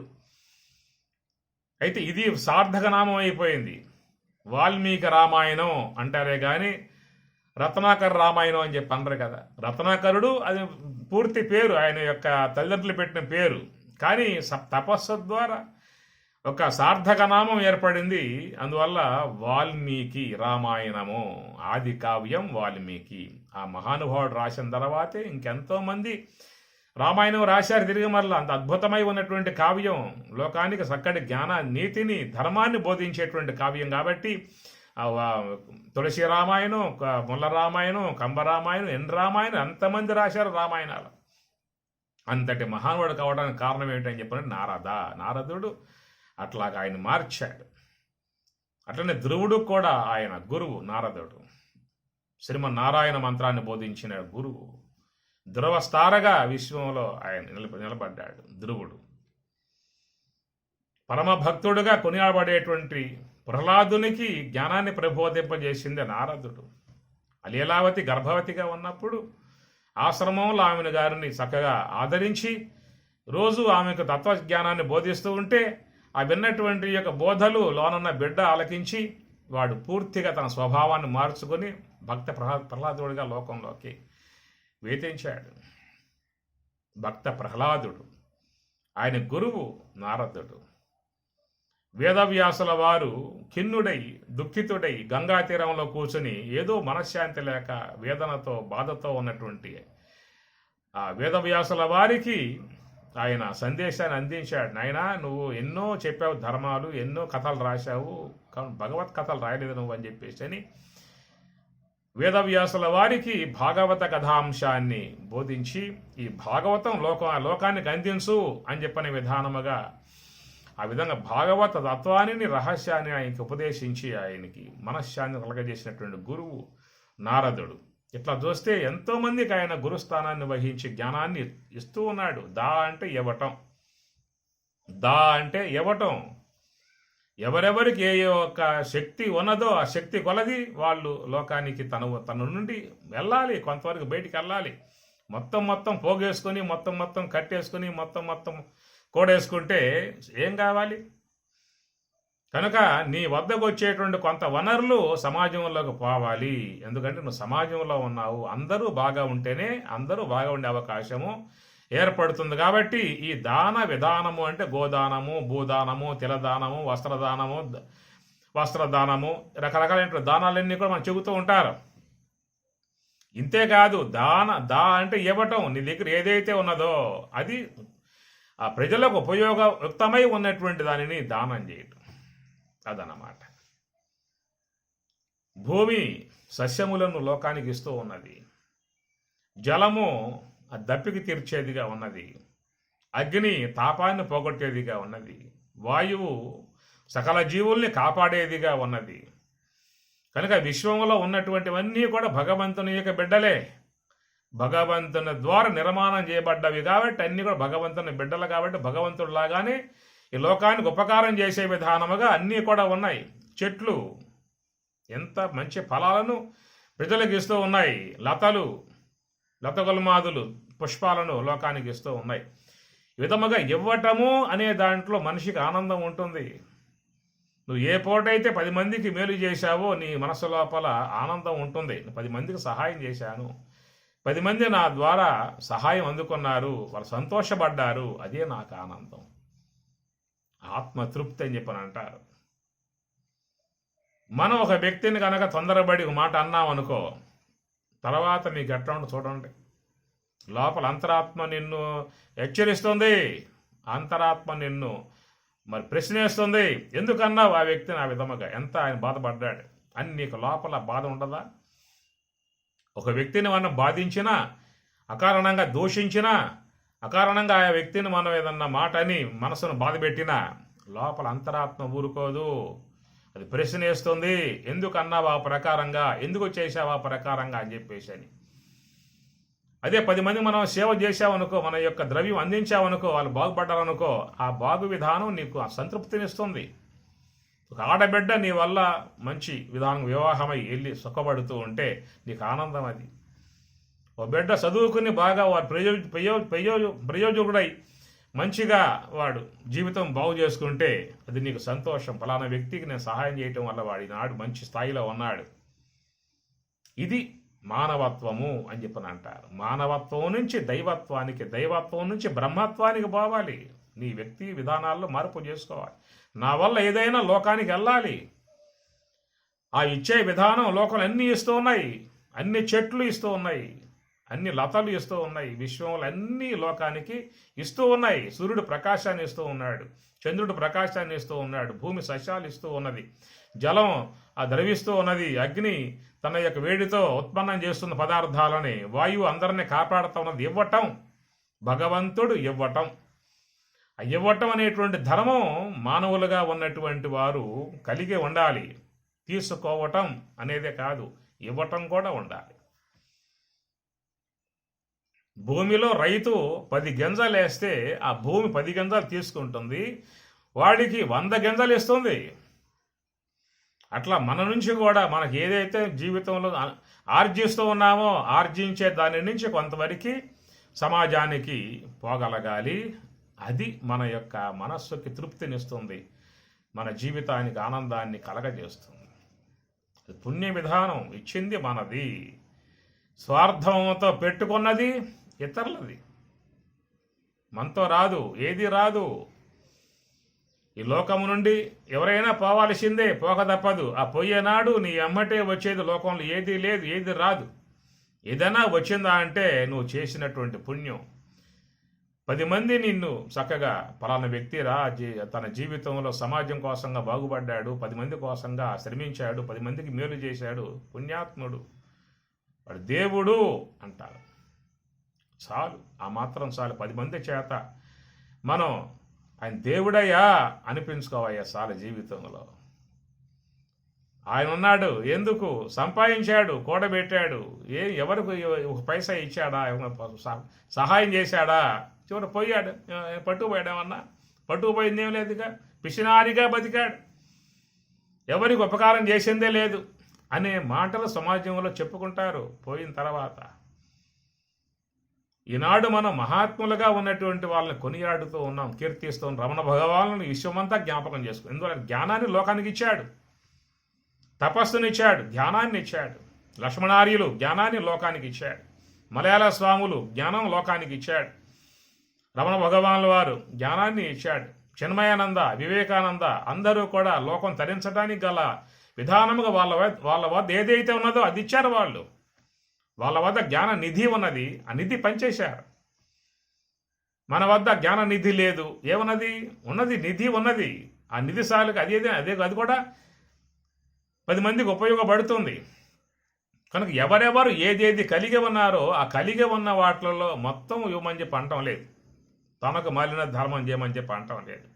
ఉన్న దాంట్లో 10%, మిగతా 90% మీ కుటుంబం, భార్య, బిడ్డలు, మనవాళ్ళు, వాళ్ళ కోసం వినియోగించు. 10% అయినా నీ యొక్క తోటి సమాజస్తులకు అందించినట్లయితే సంతృప్తి జీవితంలో.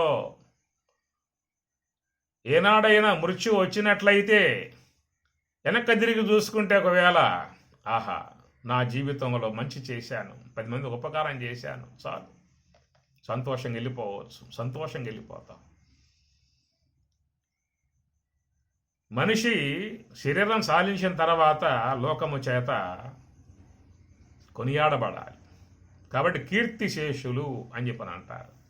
డాబా శేషులు, పొలం శేషులు, బ్యాంకులలో డబ్బు శేషులు అని ఎవరో రాయరు. రాసేటప్పుడు కీర్తి శేషులైనా అంటారు. కాబట్టి మన జీవితం ఉద్భుతప్రాయం. ఏ పూట పోతుందో చెప్పలేము. ఆ పొయ్యే లోపల సత్కార్యాలు, లోక హితకార్యాలు దాన విధానముగా చెయ్యి. దాని ద్వారా మంచిగా ఉండే అవకాశం ఏర్పడుతుంది. అందువల్ల దానము అని చెప్పానంటే ఎవరికి ఏది కలిగి ఉంటే వాళ్ళు దాన్ని లోకానికి అందించాలి. ఇప్పుడు చెప్పుకున్నాం కదా, రమణ భగవానుల వారు ఏం కలిగి ఉన్నారు? ఆయన గారు కౌపీన దారి. ఆయన దగ్గర ఏమి లేదు ఇవ్వటానికి. ఉన్నదేమిటి?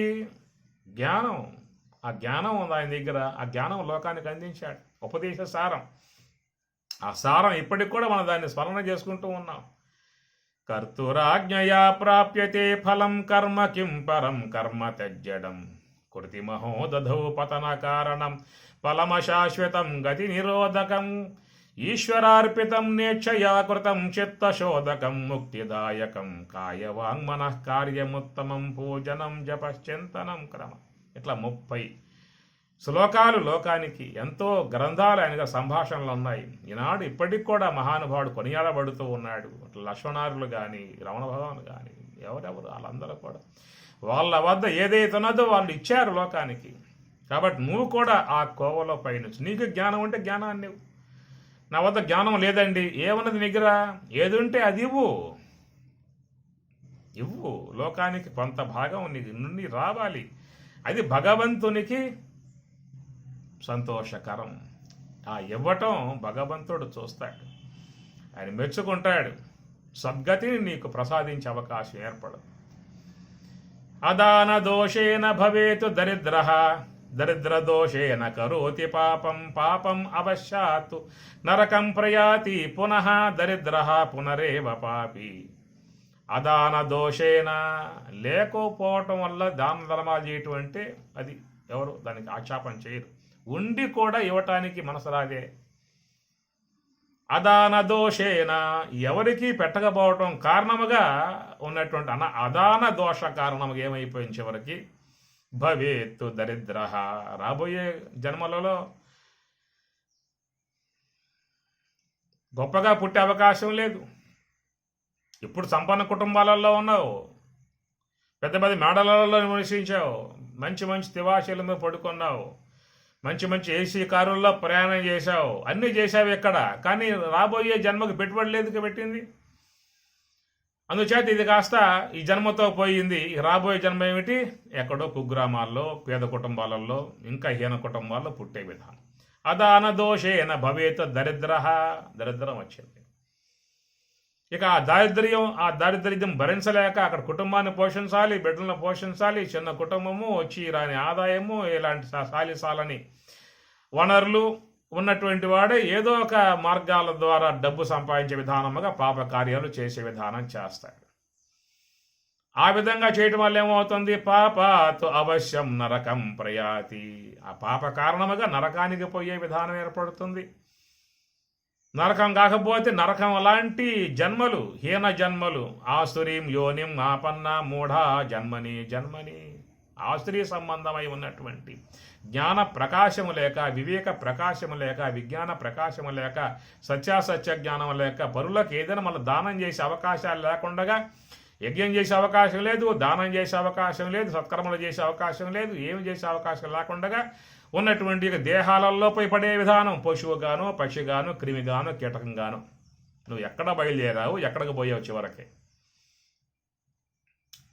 ఏదో అదృష్ట కారణంగా గొప్ప కుటుంబాల్లో జన్మించావు. ఆ లోభ బుద్ధి పెంచుకోవడం కారణంగా, ఎవరికి పెట్టకపోవడం కారణంగా, ఆ యొక్క మరి దాన బుద్ధి లేని కారణంగా, ఏది పెట్టకపోవడం కారణంగా, పుణ్యం లేకపోవడం కారణంగా రాబోయే దేహాలలో హీన దేహముకు మానవ దేహంలో పడ్డావు, దరిద్ర దేహాల్లో పడ్డావు.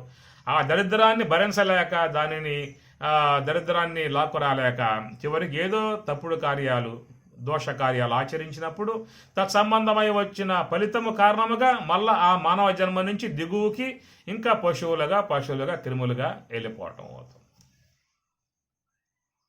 రక్షంతి పుణ్యాని పురాకృతాని అన్నాడు భర్తృహరి.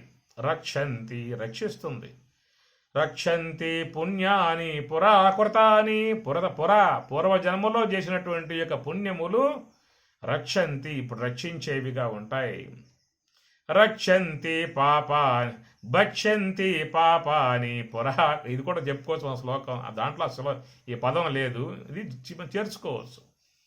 రక్షంతి పుణ్యాన్ని పురాకృతాన్ని పూర్వం చేసిన పుణ్యములు రక్షిస్తాయనేటువంటి మాటగా చెప్పుకొచ్చారు. ఇంకో మాట చెప్పాల్సి వస్తే భక్షంతి పాపాని పురాకృతాని, గత జన్మలలో చేసినటువంటి పాపాలు ఉన్నట్లయితే ఏం చేస్తాయి? భక్షిస్తాయి, చిచ్చేస్తాయి, దుఃఖ సాగరంలో పడవేస్తాయి. అందువల్ల శాస్త్రంలో మహాత్ములు అందించేటువంటి యొక్క మాటల మీద మనం కొంతైనా విశ్వాసం పెట్టాలి. నేను నమ్మనండి, నమ్మితే సొమ్ము అన్నారు, నమ్మకపోతే అంతే. పెద్దల మాట బంగారు బాట. పూర్వీకులు, ఋషులు, యోగులు, మహాత్ములు, తత్వవేత్తలు అంతా కూడా దివ్య దృష్టితో కనుగొన్నటువంటి వారు కాబట్టి వారి అనుభవం నుంచి మనకి అన్నీ కూడా అందించే విధానం కనుక మన వాటి పట్ల కొంత శ్రద్ధ వహించి ఉండాలి. అదాన దోషేన భవేద్ దరిద్ర, దరిద్ర దోషేన కరోతి పాపం, పాపం అవశ్యాత్ నరకం ప్రయాతి. అడగబోయావు చివరికి నరకం ప్రయాతి, నరకానికి పోయావు. నరకలోకంలో అక్కడ వాళ్ళు చక్కగా చేసిన పాపాలకు సత్కారాలు అన్నీ కూడా వాళ్ళు నడుపుతారు. పునః దరిద్ర పునరేవ పాపి, పునః నరకం పునరేవ, పునః దరిద్ర పునః పాపం. దరిద్రం వస్తే ఏం చేస్తాడు? ఆ దరిద్రంకి తట్టుకోలేక పాపకార్యాలు చేస్తాడు. పునః దరిద్ర పునరేవ పాపి, పాపకార్యాలు చేస్తాడు. పునః నరకం, ఎడకపోతాడు, నరకానికి పోతాడు. అవడం వల్ల సత్కారాలు, సన్మానాలు అవి అయిన తర్వాత పునః దరిద్ర పునరేవ పాపం, పునః నరకం, పునః దరిద్ర పునరేవ పాపం, పునః నరకం, పునః దరిద్ర పునరేవ పాపం, పునః నరకం. ఇదేనా చక్రం? భూచక్రం లాగా తిరుగుతూ ఉంటుంది నా జీవితంలో. అందువల్ల ఇవ్వు ఇచ్చింది నీది, స్వార్థంతో పెట్టుకున్నది ఇతరులది ఏం ఉండవు. అయిన వాళ్ళ పట్టుకుపోతారు, వాళ్ళు లేకపోతే ప్రభుత్వమా స్వాధీనం చేసుకుని ఖజానాలో మొత్తం పడేసుకుంటుంది ఆ పని. మనకి దక్కదు. మనం దక్కింది ఏదైనా ఉందా అని చెప్పినంటే పుణ్యం. అందుచేత ఇక్కడ చెప్పే మాట తపో యజ్ఞదానాది విశుద్ధ బుద్ధి. ఈ ప్రకారముగా మరి తపస్సు అనేటువంటి మాట, యజ్ఞము అనేటువంటిది, దానము అనేటువంటిది, లేదా జ్ఞాన తపస్సు. తపస్సు అంటే లోన ఉన్న సంస్కారాలని, అజ్ఞానాన్ని తప్పింపజేసే విధానముగా చేయటం సోహంభావ ధ్యానం. ఇది పరమార్థంగా చెప్పుకున్నట్లయితే ఆ మనస్సుని శ్వాస వెంబటే పెట్టడమే తపస్సు. ఆ విధంగా పెట్టినప్పుడు ఆ మనస్సులో ఉన్నటువంటి దోషాలన్నీ కూడా తప్పింపజేయబడతాయి, కడగబడతాయి ఆ తపస్సు ద్వారా. తపస్సు అగ్నితో పోలుస్తారు. తపతప్తే, అట్లాగా మనస్సులో దోషాలు మాత్రం ఈ ధ్యానము ద్వారా కడగబడ్డప్పుడు లోన కలిగేటువంటిది యజ్ఞము. దాని జ్ఞాన యజ్ఞము, అంతరయజ్ఞము అన్నారు, దాని బ్రహ్మయజ్ఞము అన్నారు. బ్రహ్మయజ్ఞము చేయవలనండి నరులారమనము, ఆత్మయజ్ఞము చేయవలనండి నరులారమనము, బ్రహ్మయజ్ఞము చేయవలనండి. బ్రహ్మయజ్ఞము చేయు విధమును బాగుగా తెలియంగ వలయును, తెలిసినంతట ఊరకుండగ దీక్షసే సాధించవలయును. ఆ ప్రకారముగా నివృత్తి మార్గములో శ్వాస వెంబటి ఉండి ధ్యానం అనేటువంటి తపస్సు ఆచరించినప్పుడు లోన కలిగేటువంటి యొక్క అంతరయజ్ఞం సుషుమ్నాలో ప్రవేశించినప్పుడు దీని పృథివీ యాత్ర అని చెప్పని అంటారు. అనగా శ్వాస మనస్సు రెండు కూడా ఉన్నంతసేపు పృథివీ యాత్ర అంటారు. ఈ శ్వాస మనస్సు రెండు కూడా పూర్తిగా ఆగి ఆ శ్వాసయే మహాకారణముగా ఏర్పడి సుషుమ్న మార్గంలో ప్రవేశించినప్పుడు ఆ సుషుమ్నాలో కలిగేటువంటి దాన్ని జ్ఞానయజ్ఞము అని చెప్పని అంటారు. ఆ జ్ఞానయజ్ఞములో ఆ సూక్ష్మ దేహములో ఉన్నటువంటి అనాత్మంతా సంచిత కర్మంతా కూడా బ్రహ్మాగ్నిలో హోమం చేయబడుతుంది. బ్రహ్మాగ్నవు బ్రహ్మణాహుతం, బ్రహ్మార్పణం బ్రహ్మహవి బ్రహ్మాగ్నౌ బ్రహ్మణాహుతం బ్రహ్మైవ తేన గంతవ్యం బ్రహ్మకర్మ సమాధినా. ఈ శ్లోకం పూర్తి అర్థం ఆ సుషుమ్నాయందు మాత్రమే అన్వయమయ్యేటువంటి శ్లోకం ఇది. బ్రహ్మాగ్నౌ బ్రహ్మణాహుతం బ్రహ్మణ బ్రహ్మము చేత బ్రహ్మాగ్నౌ బ్రహ్మాగ్నియందు బ్రహ్మణ తృతీయ భక్తి ఏకవచనం, బ్రహ్మాగ్నౌ సప్తమి భక్తి ఏకవచనం బ్రహ్మాగ్నియందు బ్రహ్మణ బ్రహ్మము చేత హుతం హోమం చేయబడుతున్నది. బ్రహ్మైవతేన గంతవ్యం గంతవ్యం చివరికి పొందబడే వస్తువు కూడా బ్రహ్మ ఏవ బ్రహ్మమే. అది కేవలం సుషుమ్నా యందు ఉన్నటువంటి ఒకనొక జ్ఞానయజ్ఞముగా మహాత్ములు చెప్పేటువంటి మాట. ఇట్లాగా మరి ఈ ప్రకారముగా చేసినప్పుడు శుద్ధ బుద్ధి ఏర్పడుతుంది. ఆ శుద్ధ బుద్ధి ద్వారా బ్రాహ్మీ అనుభవం సిద్ధింపజేసుకుంటాడు. తపో యజ్ఞదానాదిభి శుద్ధ బుద్ధి విరక్తో నృపాదౌపదే తుచ్చ బుద్ధ్యా. ఎప్పుడైతే ఈ ప్రకారముగా వీటి ద్వారా తపస్సు ద్వారా యజ్ఞము ద్వారా దానము ద్వారా శుద్ధ బుద్ధిని శుద్ధాంతఃకరణాన్ని సాధించుకుంటాడు. ఆ శుద్ధాంతఃకరణము ద్వారా ఆ బ్రహ్మైక్య సిద్ధిని పొందినటువంటి వానికి విరక్తుడై ఉంటాడు. విరక్త రక్త అంటే ఈ విరక్త సంబంధమే విరాగం, విరాగమే వైరాగ్యం. విరక్తుడు, రక్త అంటే ఆసక్తి. ఇంతకాలం పాటు మానవునికి ప్రపంచ విషయాల మీద రక్తుడై ఉన్నాడు, ఆసక్తుడై ఉన్నాడు. వాటిల్లోకి పోవటం అంటే పరుగులు వెళ్ళిపోవటమే.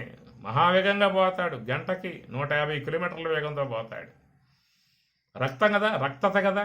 కొంతమంది సినిమా పోవాలంటే కొత్త సినిమా వస్తే చూసుకో అక్కడ ఉంటుంది, మనం చూస్తే క్యూ ఎక్కడికో ఉంటుంది. వాడు కుస్తీ బట్టి యుద్ధం చేసి సొక్కాలు చించుకొని ఎట్లా టికెట్ సంపాదించుకొని సినిమాలో పోయి కూర్చుంటాడు. ఎందువల్ల రక్తి వాడు కదంటే మహావీరుడిగా పోరాడతాడు, టికెట్ ఎంత సాధిస్తాడు, పోయి సినిమా హాల్లో కూర్చుంటాడు.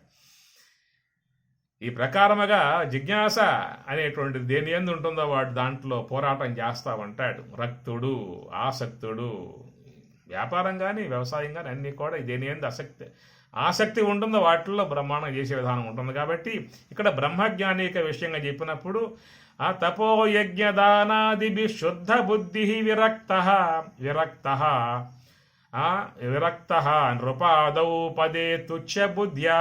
నృపాదౌ ఏవైతే లోకంలో గౌరవప్రదంగా ఉన్నాయో ఈ గౌరవప్రదముగా ఉన్నటువంటి యొక్క పదవులకు ఆయన అపేక్ష పడడు. ముఖ్యమంత్రి పదవి ఇస్తా అన్న, రాష్ట్రపతి పదవి ఇస్తానన్న వస్తువులా. ఎందువల్ల ఆయన పొందింది సామ్రాజ్యాన్ని పొందాడు, ఆత్మ సామ్రాజ్యం, బ్రహ్మ సామ్రాజ్యాన్ని పొందినవాడు. కాబట్టి ఆయనకి ఎలాంటి వాటి ఎందు కూడా అపేక్ష అనేటువంటిది ఉండదు. నిరంతరముగా బ్రహ్మావలోకనం చేసేటువంటి వాడుగా ఉంటాడు. నృపాదౌ తుచ్చ బుద్ధ్యా. తుచ్చ అంటే నీ తక్కువ బుద్ధి, నాకు అవసరం లేదంటాడు వాడు. రాజ్యాన్నే ఇస్తా అన్నా కానీ నాకు అవసరం లేదు. సమర్థ రామదాసు స్వామివారు వస్తున్నటువంటి వార్త విన్నటువంటి వాడై ఛత్రపతి శివాజీ ప్రభు చక్రవర్తి ఆయన ఎదురేగి స్వామివారి యొక్క ఆ జోలిలో బంగారపు రేకు మీద ఒక శాసనం రాసి ఆ జోలిలో పడేశాడు. పడేయగా ఆ గురువు గారు సమర్థ రామదాసు దాన్ని తీశాడు, ఆ పత్రాన్ని చూశాడు. బంగారపు రేకు మీద రాసి ఉన్నది శాసనం. స్వామి, ధన కనక వస్తు వాహనాలు మొత్తం కూడా మీ పాదాక్రాంతం చేస్తూ ఉన్నాడు. తనువు మనసును సంపద గురుని సొమ్మని సమర్పణము చేసి అన్నట్లుగా సమస్త రాజ్యం, తను, మన, ధనం, పరివారం అంతా కూడా మీ సేవకులం. స్వామి ఆజ్ఞాపించండి, ప్రభువులు మీరు, మేము సేవకులం అని చెప్పేసి సమస్త రాజ్యం అంతా కూడా గురువు గారికి సమర్పించుకున్నాడు. సమర్థ రామదాస్ చూశాడు, ఆయన నేను త్యాగమూర్తి, నాకు ఇలాంటి వాటిది అపేక్ష లేదు. నువ్వు నా శిష్యుడు కాబట్టి నీ క్షేమం నేను కోరుకోవటం ధర్మం. కాబట్టి నీ మీద ఉన్నటువంటి శిష్య వాత్సల్యంతో నేను వచ్చాను చూద్దామని చెప్పేసి సరే, నువ్వు గురువు గారికి మొత్తం దానం చేశావు, సమస్త రాజ్యాన్ని, తను మన ధనం అన్నీ కూడా త్యాగం చేసి సమర్పించావు కాబట్టి ఈ రాజ్యం నాది. నా రాజ్యాన్ని నువ్వు పాలించు, నాకు ప్రతినిధిగా నువ్వు పరిపాలన చేయి. పరిపాలన చేసే సామర్థ్యం నీకు ఉన్నది. అందువల్ల ఇది సాధువు యొక్క రాజ్యము, గురువు గారి యొక్క రాజ్యము అనేటువంటి భావనతో ధర్మపాలన చేసి లోకానికి మేలు చేసి 10 మందికి చక్కగా అన్నీ కూడా అందించు అని ప్రకారముగా సమర్థ రామదాసు చెప్పితే అప్పుడు గురువుగారు నమస్కరించి, స్వామి ఇది నీ రాజ్యం, నీ రాజ్యానికి నేను భటుడుగా ఉండి పరిపాలన చేస్తా అని చెప్పేసి అని తన యొక్క మరి ఆ రాజ బృదు మీద కాషాయ వస్త్రాన్ని ఎగరేశాడు. ఎందువల్ల ఇది స్వామివారి రాజ్యం కాబట్టి. అందుచేత ఆ ప్రకారముగా పూర్వకాలంలో ప్రభువుల చేత గురువులు ఆ విధంగా పరిపాలన చేయించారు. వారు పరిపాలన చేయలా, కానీ పరిపాలన ఆ విధంగా చేయించారు వాళ్ళు.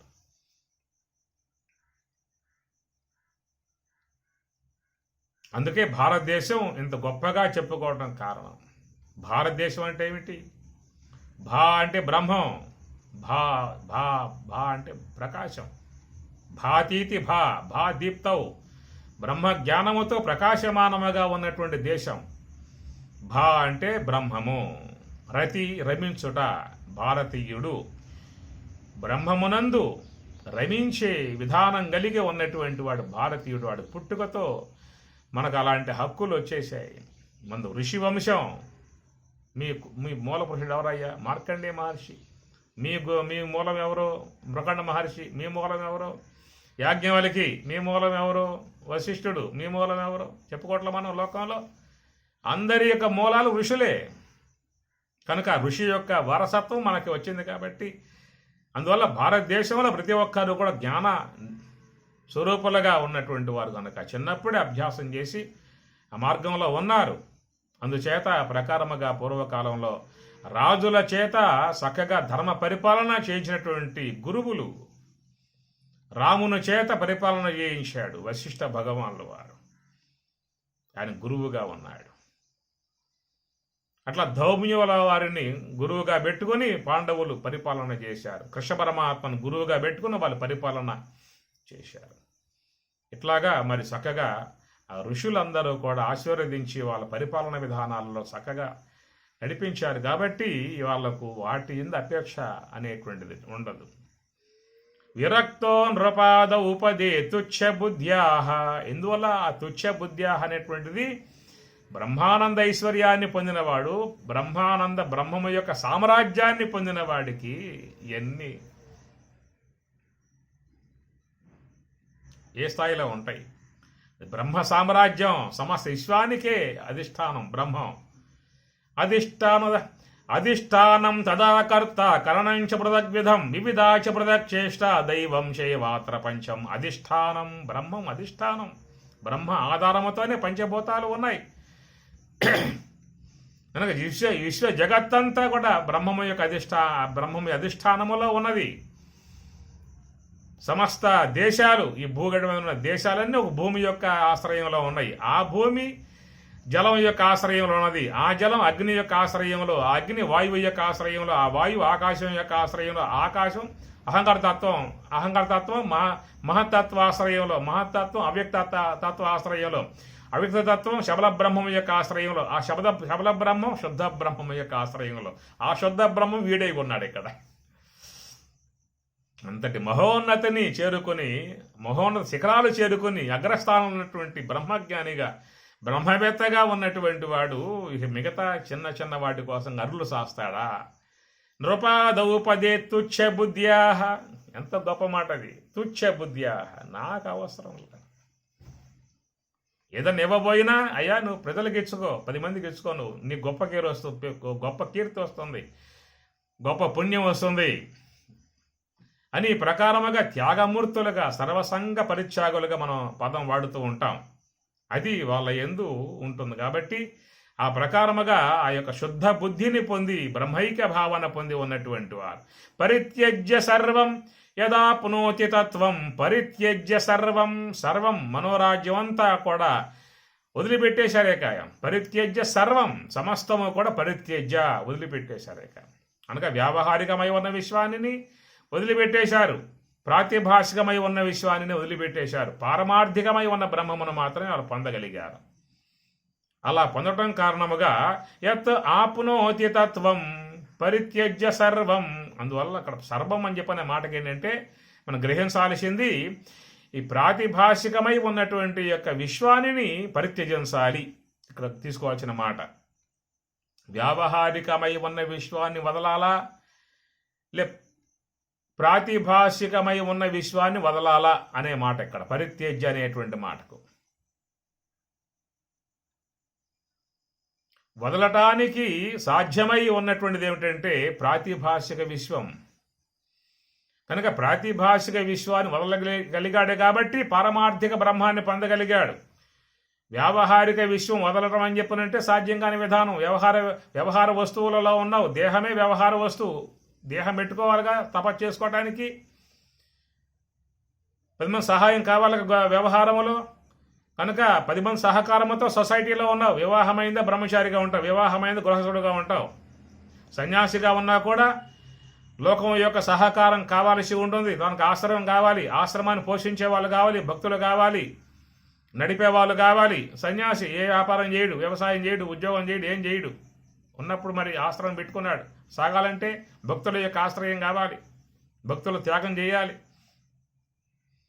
కాబట్టి ఈ ప్రకారముగా ఆయన తన ఆశ్రమం లోక కళ్యాణార్థము 10 మంది జ్ఞాన ప్రబోధం చేయడానికి పెట్టుకున్నప్పుడు ఆ విధంగా ఉన్నటువంటి ఆయన సమాజం కోసం ఆయన ఉంటాడు, సమాజం ఆయనకి సహకారంగా ఉంటుంది. కాబట్టి వ్యావహారికం అనేటువంటిది ఎంత బ్రహ్మజ్ఞానైన లోక వ్యవహారంలోకి వచ్చినప్పుడు ఆ నియమాలు పాటించాల్సి ఉంటుంది.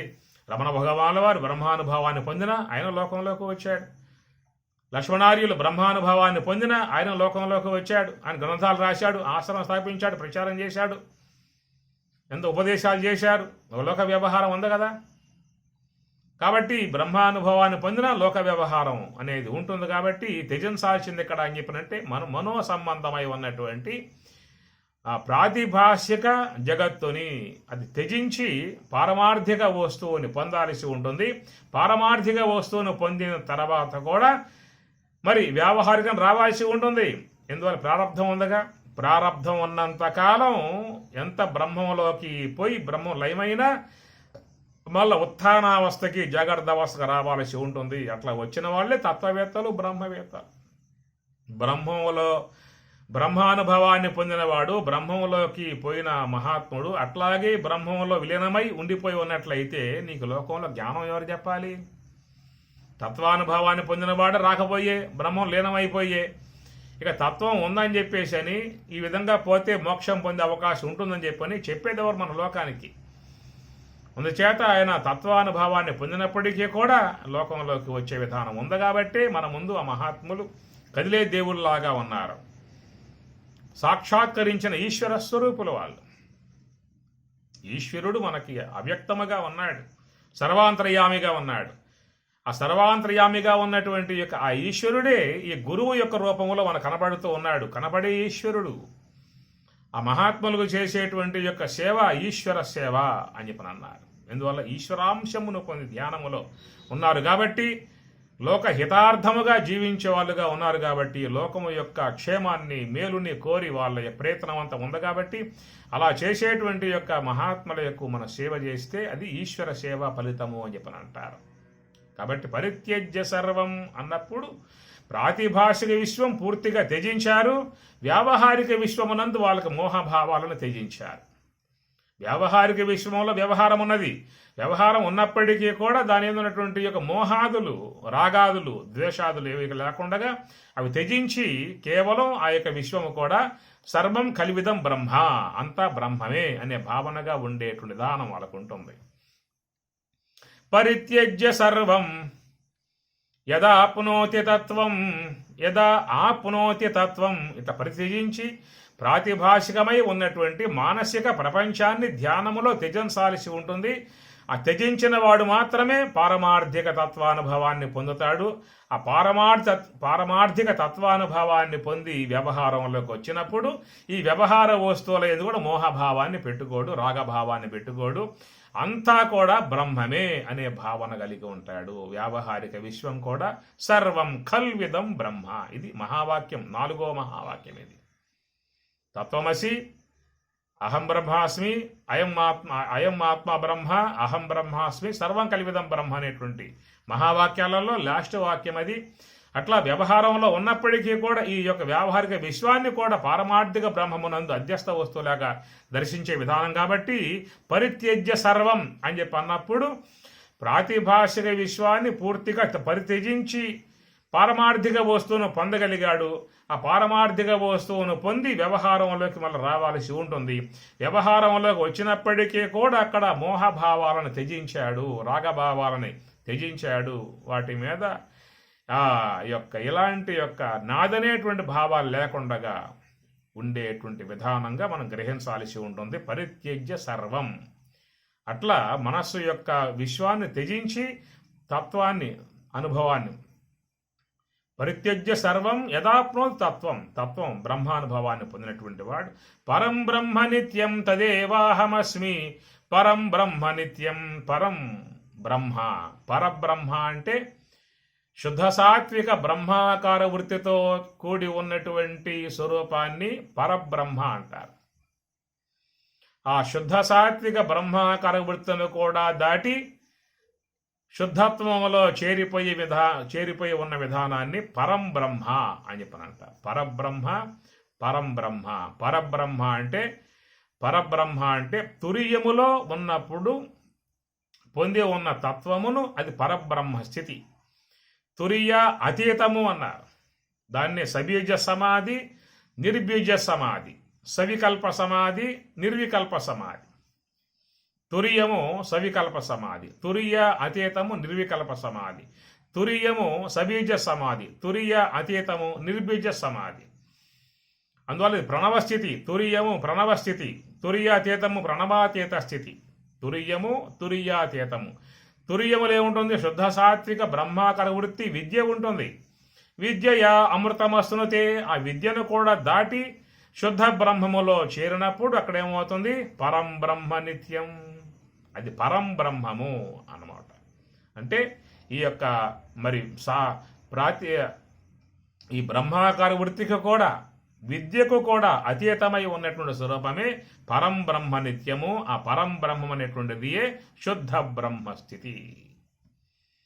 పరం బ్రహ్మ నిత్యం తదేవాహమస్మి. పరం బ్రహ్మ నిత్యం, ఎల్లప్పుడూ శాశ్వతముగా ఉండేటువంటి ఒక స్వరూపం ఒక బ్రహ్మమే. ఈ జగత్తులో ఏవి కూడా ఉండేటువంటివి కావు. నిత్య పరిణామం కలిగి ఉన్నటువంటివి, మార్పు కలిగి ఉన్నవి, రూపాంతరమే లేకుండా పోయే విధానముగా ఉంటుంది. కాబట్టి ఏది ఉన్నా లేకపోయినా అది ఉంటుంది. పరం బ్రహ్మ నిత్యం, నిత్యమై శాశ్వతమై ఎల్లవేళలా ఎప్పుడూ కూడా ఉండేటువంటి స్వరూపం, సత్య స్వరూపం ఎప్పుడూ ఉంటుంది. ఉన్నాను అంటాను కదా, ఆ ఉన్నాను అనేటువంటి యొక్క నేను, అదే నేను. ఆ నేను ఉన్నాను. నిన్న ఉన్నా, ఈ పూట ఉన్నా, రేపు ఉంటాను. రేపు హోలీ దేహం ఉండకపోవచ్చు, నేను ఉంటా, రేపు ఉంటా. పోయిన వారంలో ఉన్నా, ఈ వారంలో ఉన్నా, వచ్చే వారంలో ఉన్నా. ఉంటాను అని కాదు, ఉన్నా. పోయి నెలలో ఉన్నా, ఈ నెలలో ఉన్నా, వచ్చే నెలలో ఉన్నా. అసలు నిన్న, ఈ పూట, రేపు, పోయిన వారం, ఈ వారం, రేపు వారం, పోయిన నెల, ఈ నెల, రాబోయే నెల, పోయిన సంవత్సరం, ఈ సంవత్సరం, రాబోయే సంవత్సరం. ఇదంతా కాలం. ఆ కాలానికి కూడా నేను అధిష్టానం, బ్రహ్మం అధిష్టానం. నేనంటే ఇక్కడగా మళ్ళీ అహంకారం చెప్పి అనుకోమాకండి. బ్రహ్మం అధిష్టానం. ఆ కాలానికి కూడా బ్రహ్మమే అధిష్టానం. ఆ బ్రహ్మమే నేను. అయం ఆత్మ బ్రహ్మ, అయం ఈ ఆత్మ, ఆత్మయే బ్రహ్మ, బ్రహ్మం అని మాండుక్యం చెప్పే మాట. అందుచేత ఎప్పటికీ ఉండే విధానం నీవు. ఈ మధ్యలో వచ్చిపోయేటువంటివి అనాత్మ. బాల్యంలో ఉన్నాను, ఇప్పుడు బాల్యం లేదు. యవనంలో ఉన్నాను, ఇప్పుడు ఆ యవనం లేదు. వృద్ధాప్యంలో ఉన్నాను, అది కాస్త పోతుంది దేహంతో పాటు. నేను ఉన్నాను. నా అధిష్టానములో పూర్వదేహం, ఈ దేహం, రాబోయే దేహం ఉంటాయి. కాబట్టి నిత్యం ఎల్లప్పుడూ ఉండేటువంటి యొక్క ఉనికి సత్తా మాత్రమై ఉన్నటువంటి ఆత్మస్థితి. పరం బ్రహ్మ నిత్యం తదేవాహమస్మి. పరం బ్రహ్మ నిత్యం, పరం బ్రహ్మ నిత్యం శాశ్వతమై ఉన్నటువంటి ఏ బ్రహ్మమైతే ఉన్నదో ఆ బ్రహ్మము తత్ ఏవ అహం అస్మి, తత్ ఏవ ఆ బ్రహ్మమే అహం అస్మి నేనై ఉన్నాను. ఎట్లా ఉన్నాను? తపో యజ్ఞ దానాది విశుద్ధ బుద్ధి. ఈ తపస్సు యజ్ఞం దానాదుల ద్వారా మన బుద్ధిని సక్రమంగా మంచిగా శుద్ధముగా చేసుకుని విరక్తో నృపాద ఉపదే తుచ్చ బుద్ధ్యాహ ఆ బ్రాహ్మి అనుభవాన్ని పొందినప్పుడు ఇక ఏ వస్తువులు ఎందుకు కూడా అపేక్ష అనేటువంటిది ఉండదు. పరిత్యజ్య సర్వం మనో సంబంధమై ఉన్నటువంటి యొక్క ప్రాతిభాషిక విశ్వాన్ని త్యజించినప్పుడు పారమార్థికమై ఉన్నటువంటి బ్రహ్మాన్ని పొందడం జరుగుతుంది. ఆ పారమార్థిక బ్రహ్మాన్ని పొంది వ్యావహారికంలోకి వచ్చినప్పుడు ఈ వ్యవహార సంబంధమై ఉన్నటువంటి విశ్వం ఉన్నందు కూడా బ్రహ్మభావన ఉంటుంది. కాబట్టి అలాంటి యొక్క బ్రాహ్మీ అనుభవాన్ని పొంది ఉన్నటువంటి యొక్క మహాత్ముడు పరం బ్రహ్మ నిత్యం తత్ ఏవ అహం అస్మి, అదే నేనై ఉన్నాను అని ఈ విజ్ఞాన నవక అనేటువంటి అంశము తీసుకుని శంకర భగవత్పాదాచార్యుల వారు అత్యద్భుతమై ఉన్నటువంటి యొక్క భావాలను మనకు ఆయన అందిస్తూ ఉన్నాడు. ఆ మహానుభావునికి పాదాలు నమస్కరించుకొని ఆ జ్ఞానాన్ని మనం అధ్యయనం చేసి ఆ మార్గంలో పయనించి మన జీవితాలు కూడా ధన్యత చేసుకుందాం. అలాంటి విధానములో పరమాత్మ కృప మనకెప్పుడూ కూడా ఉంటుంది, ఉండుగాక. హరి ఓం తత్సత్ ఓం.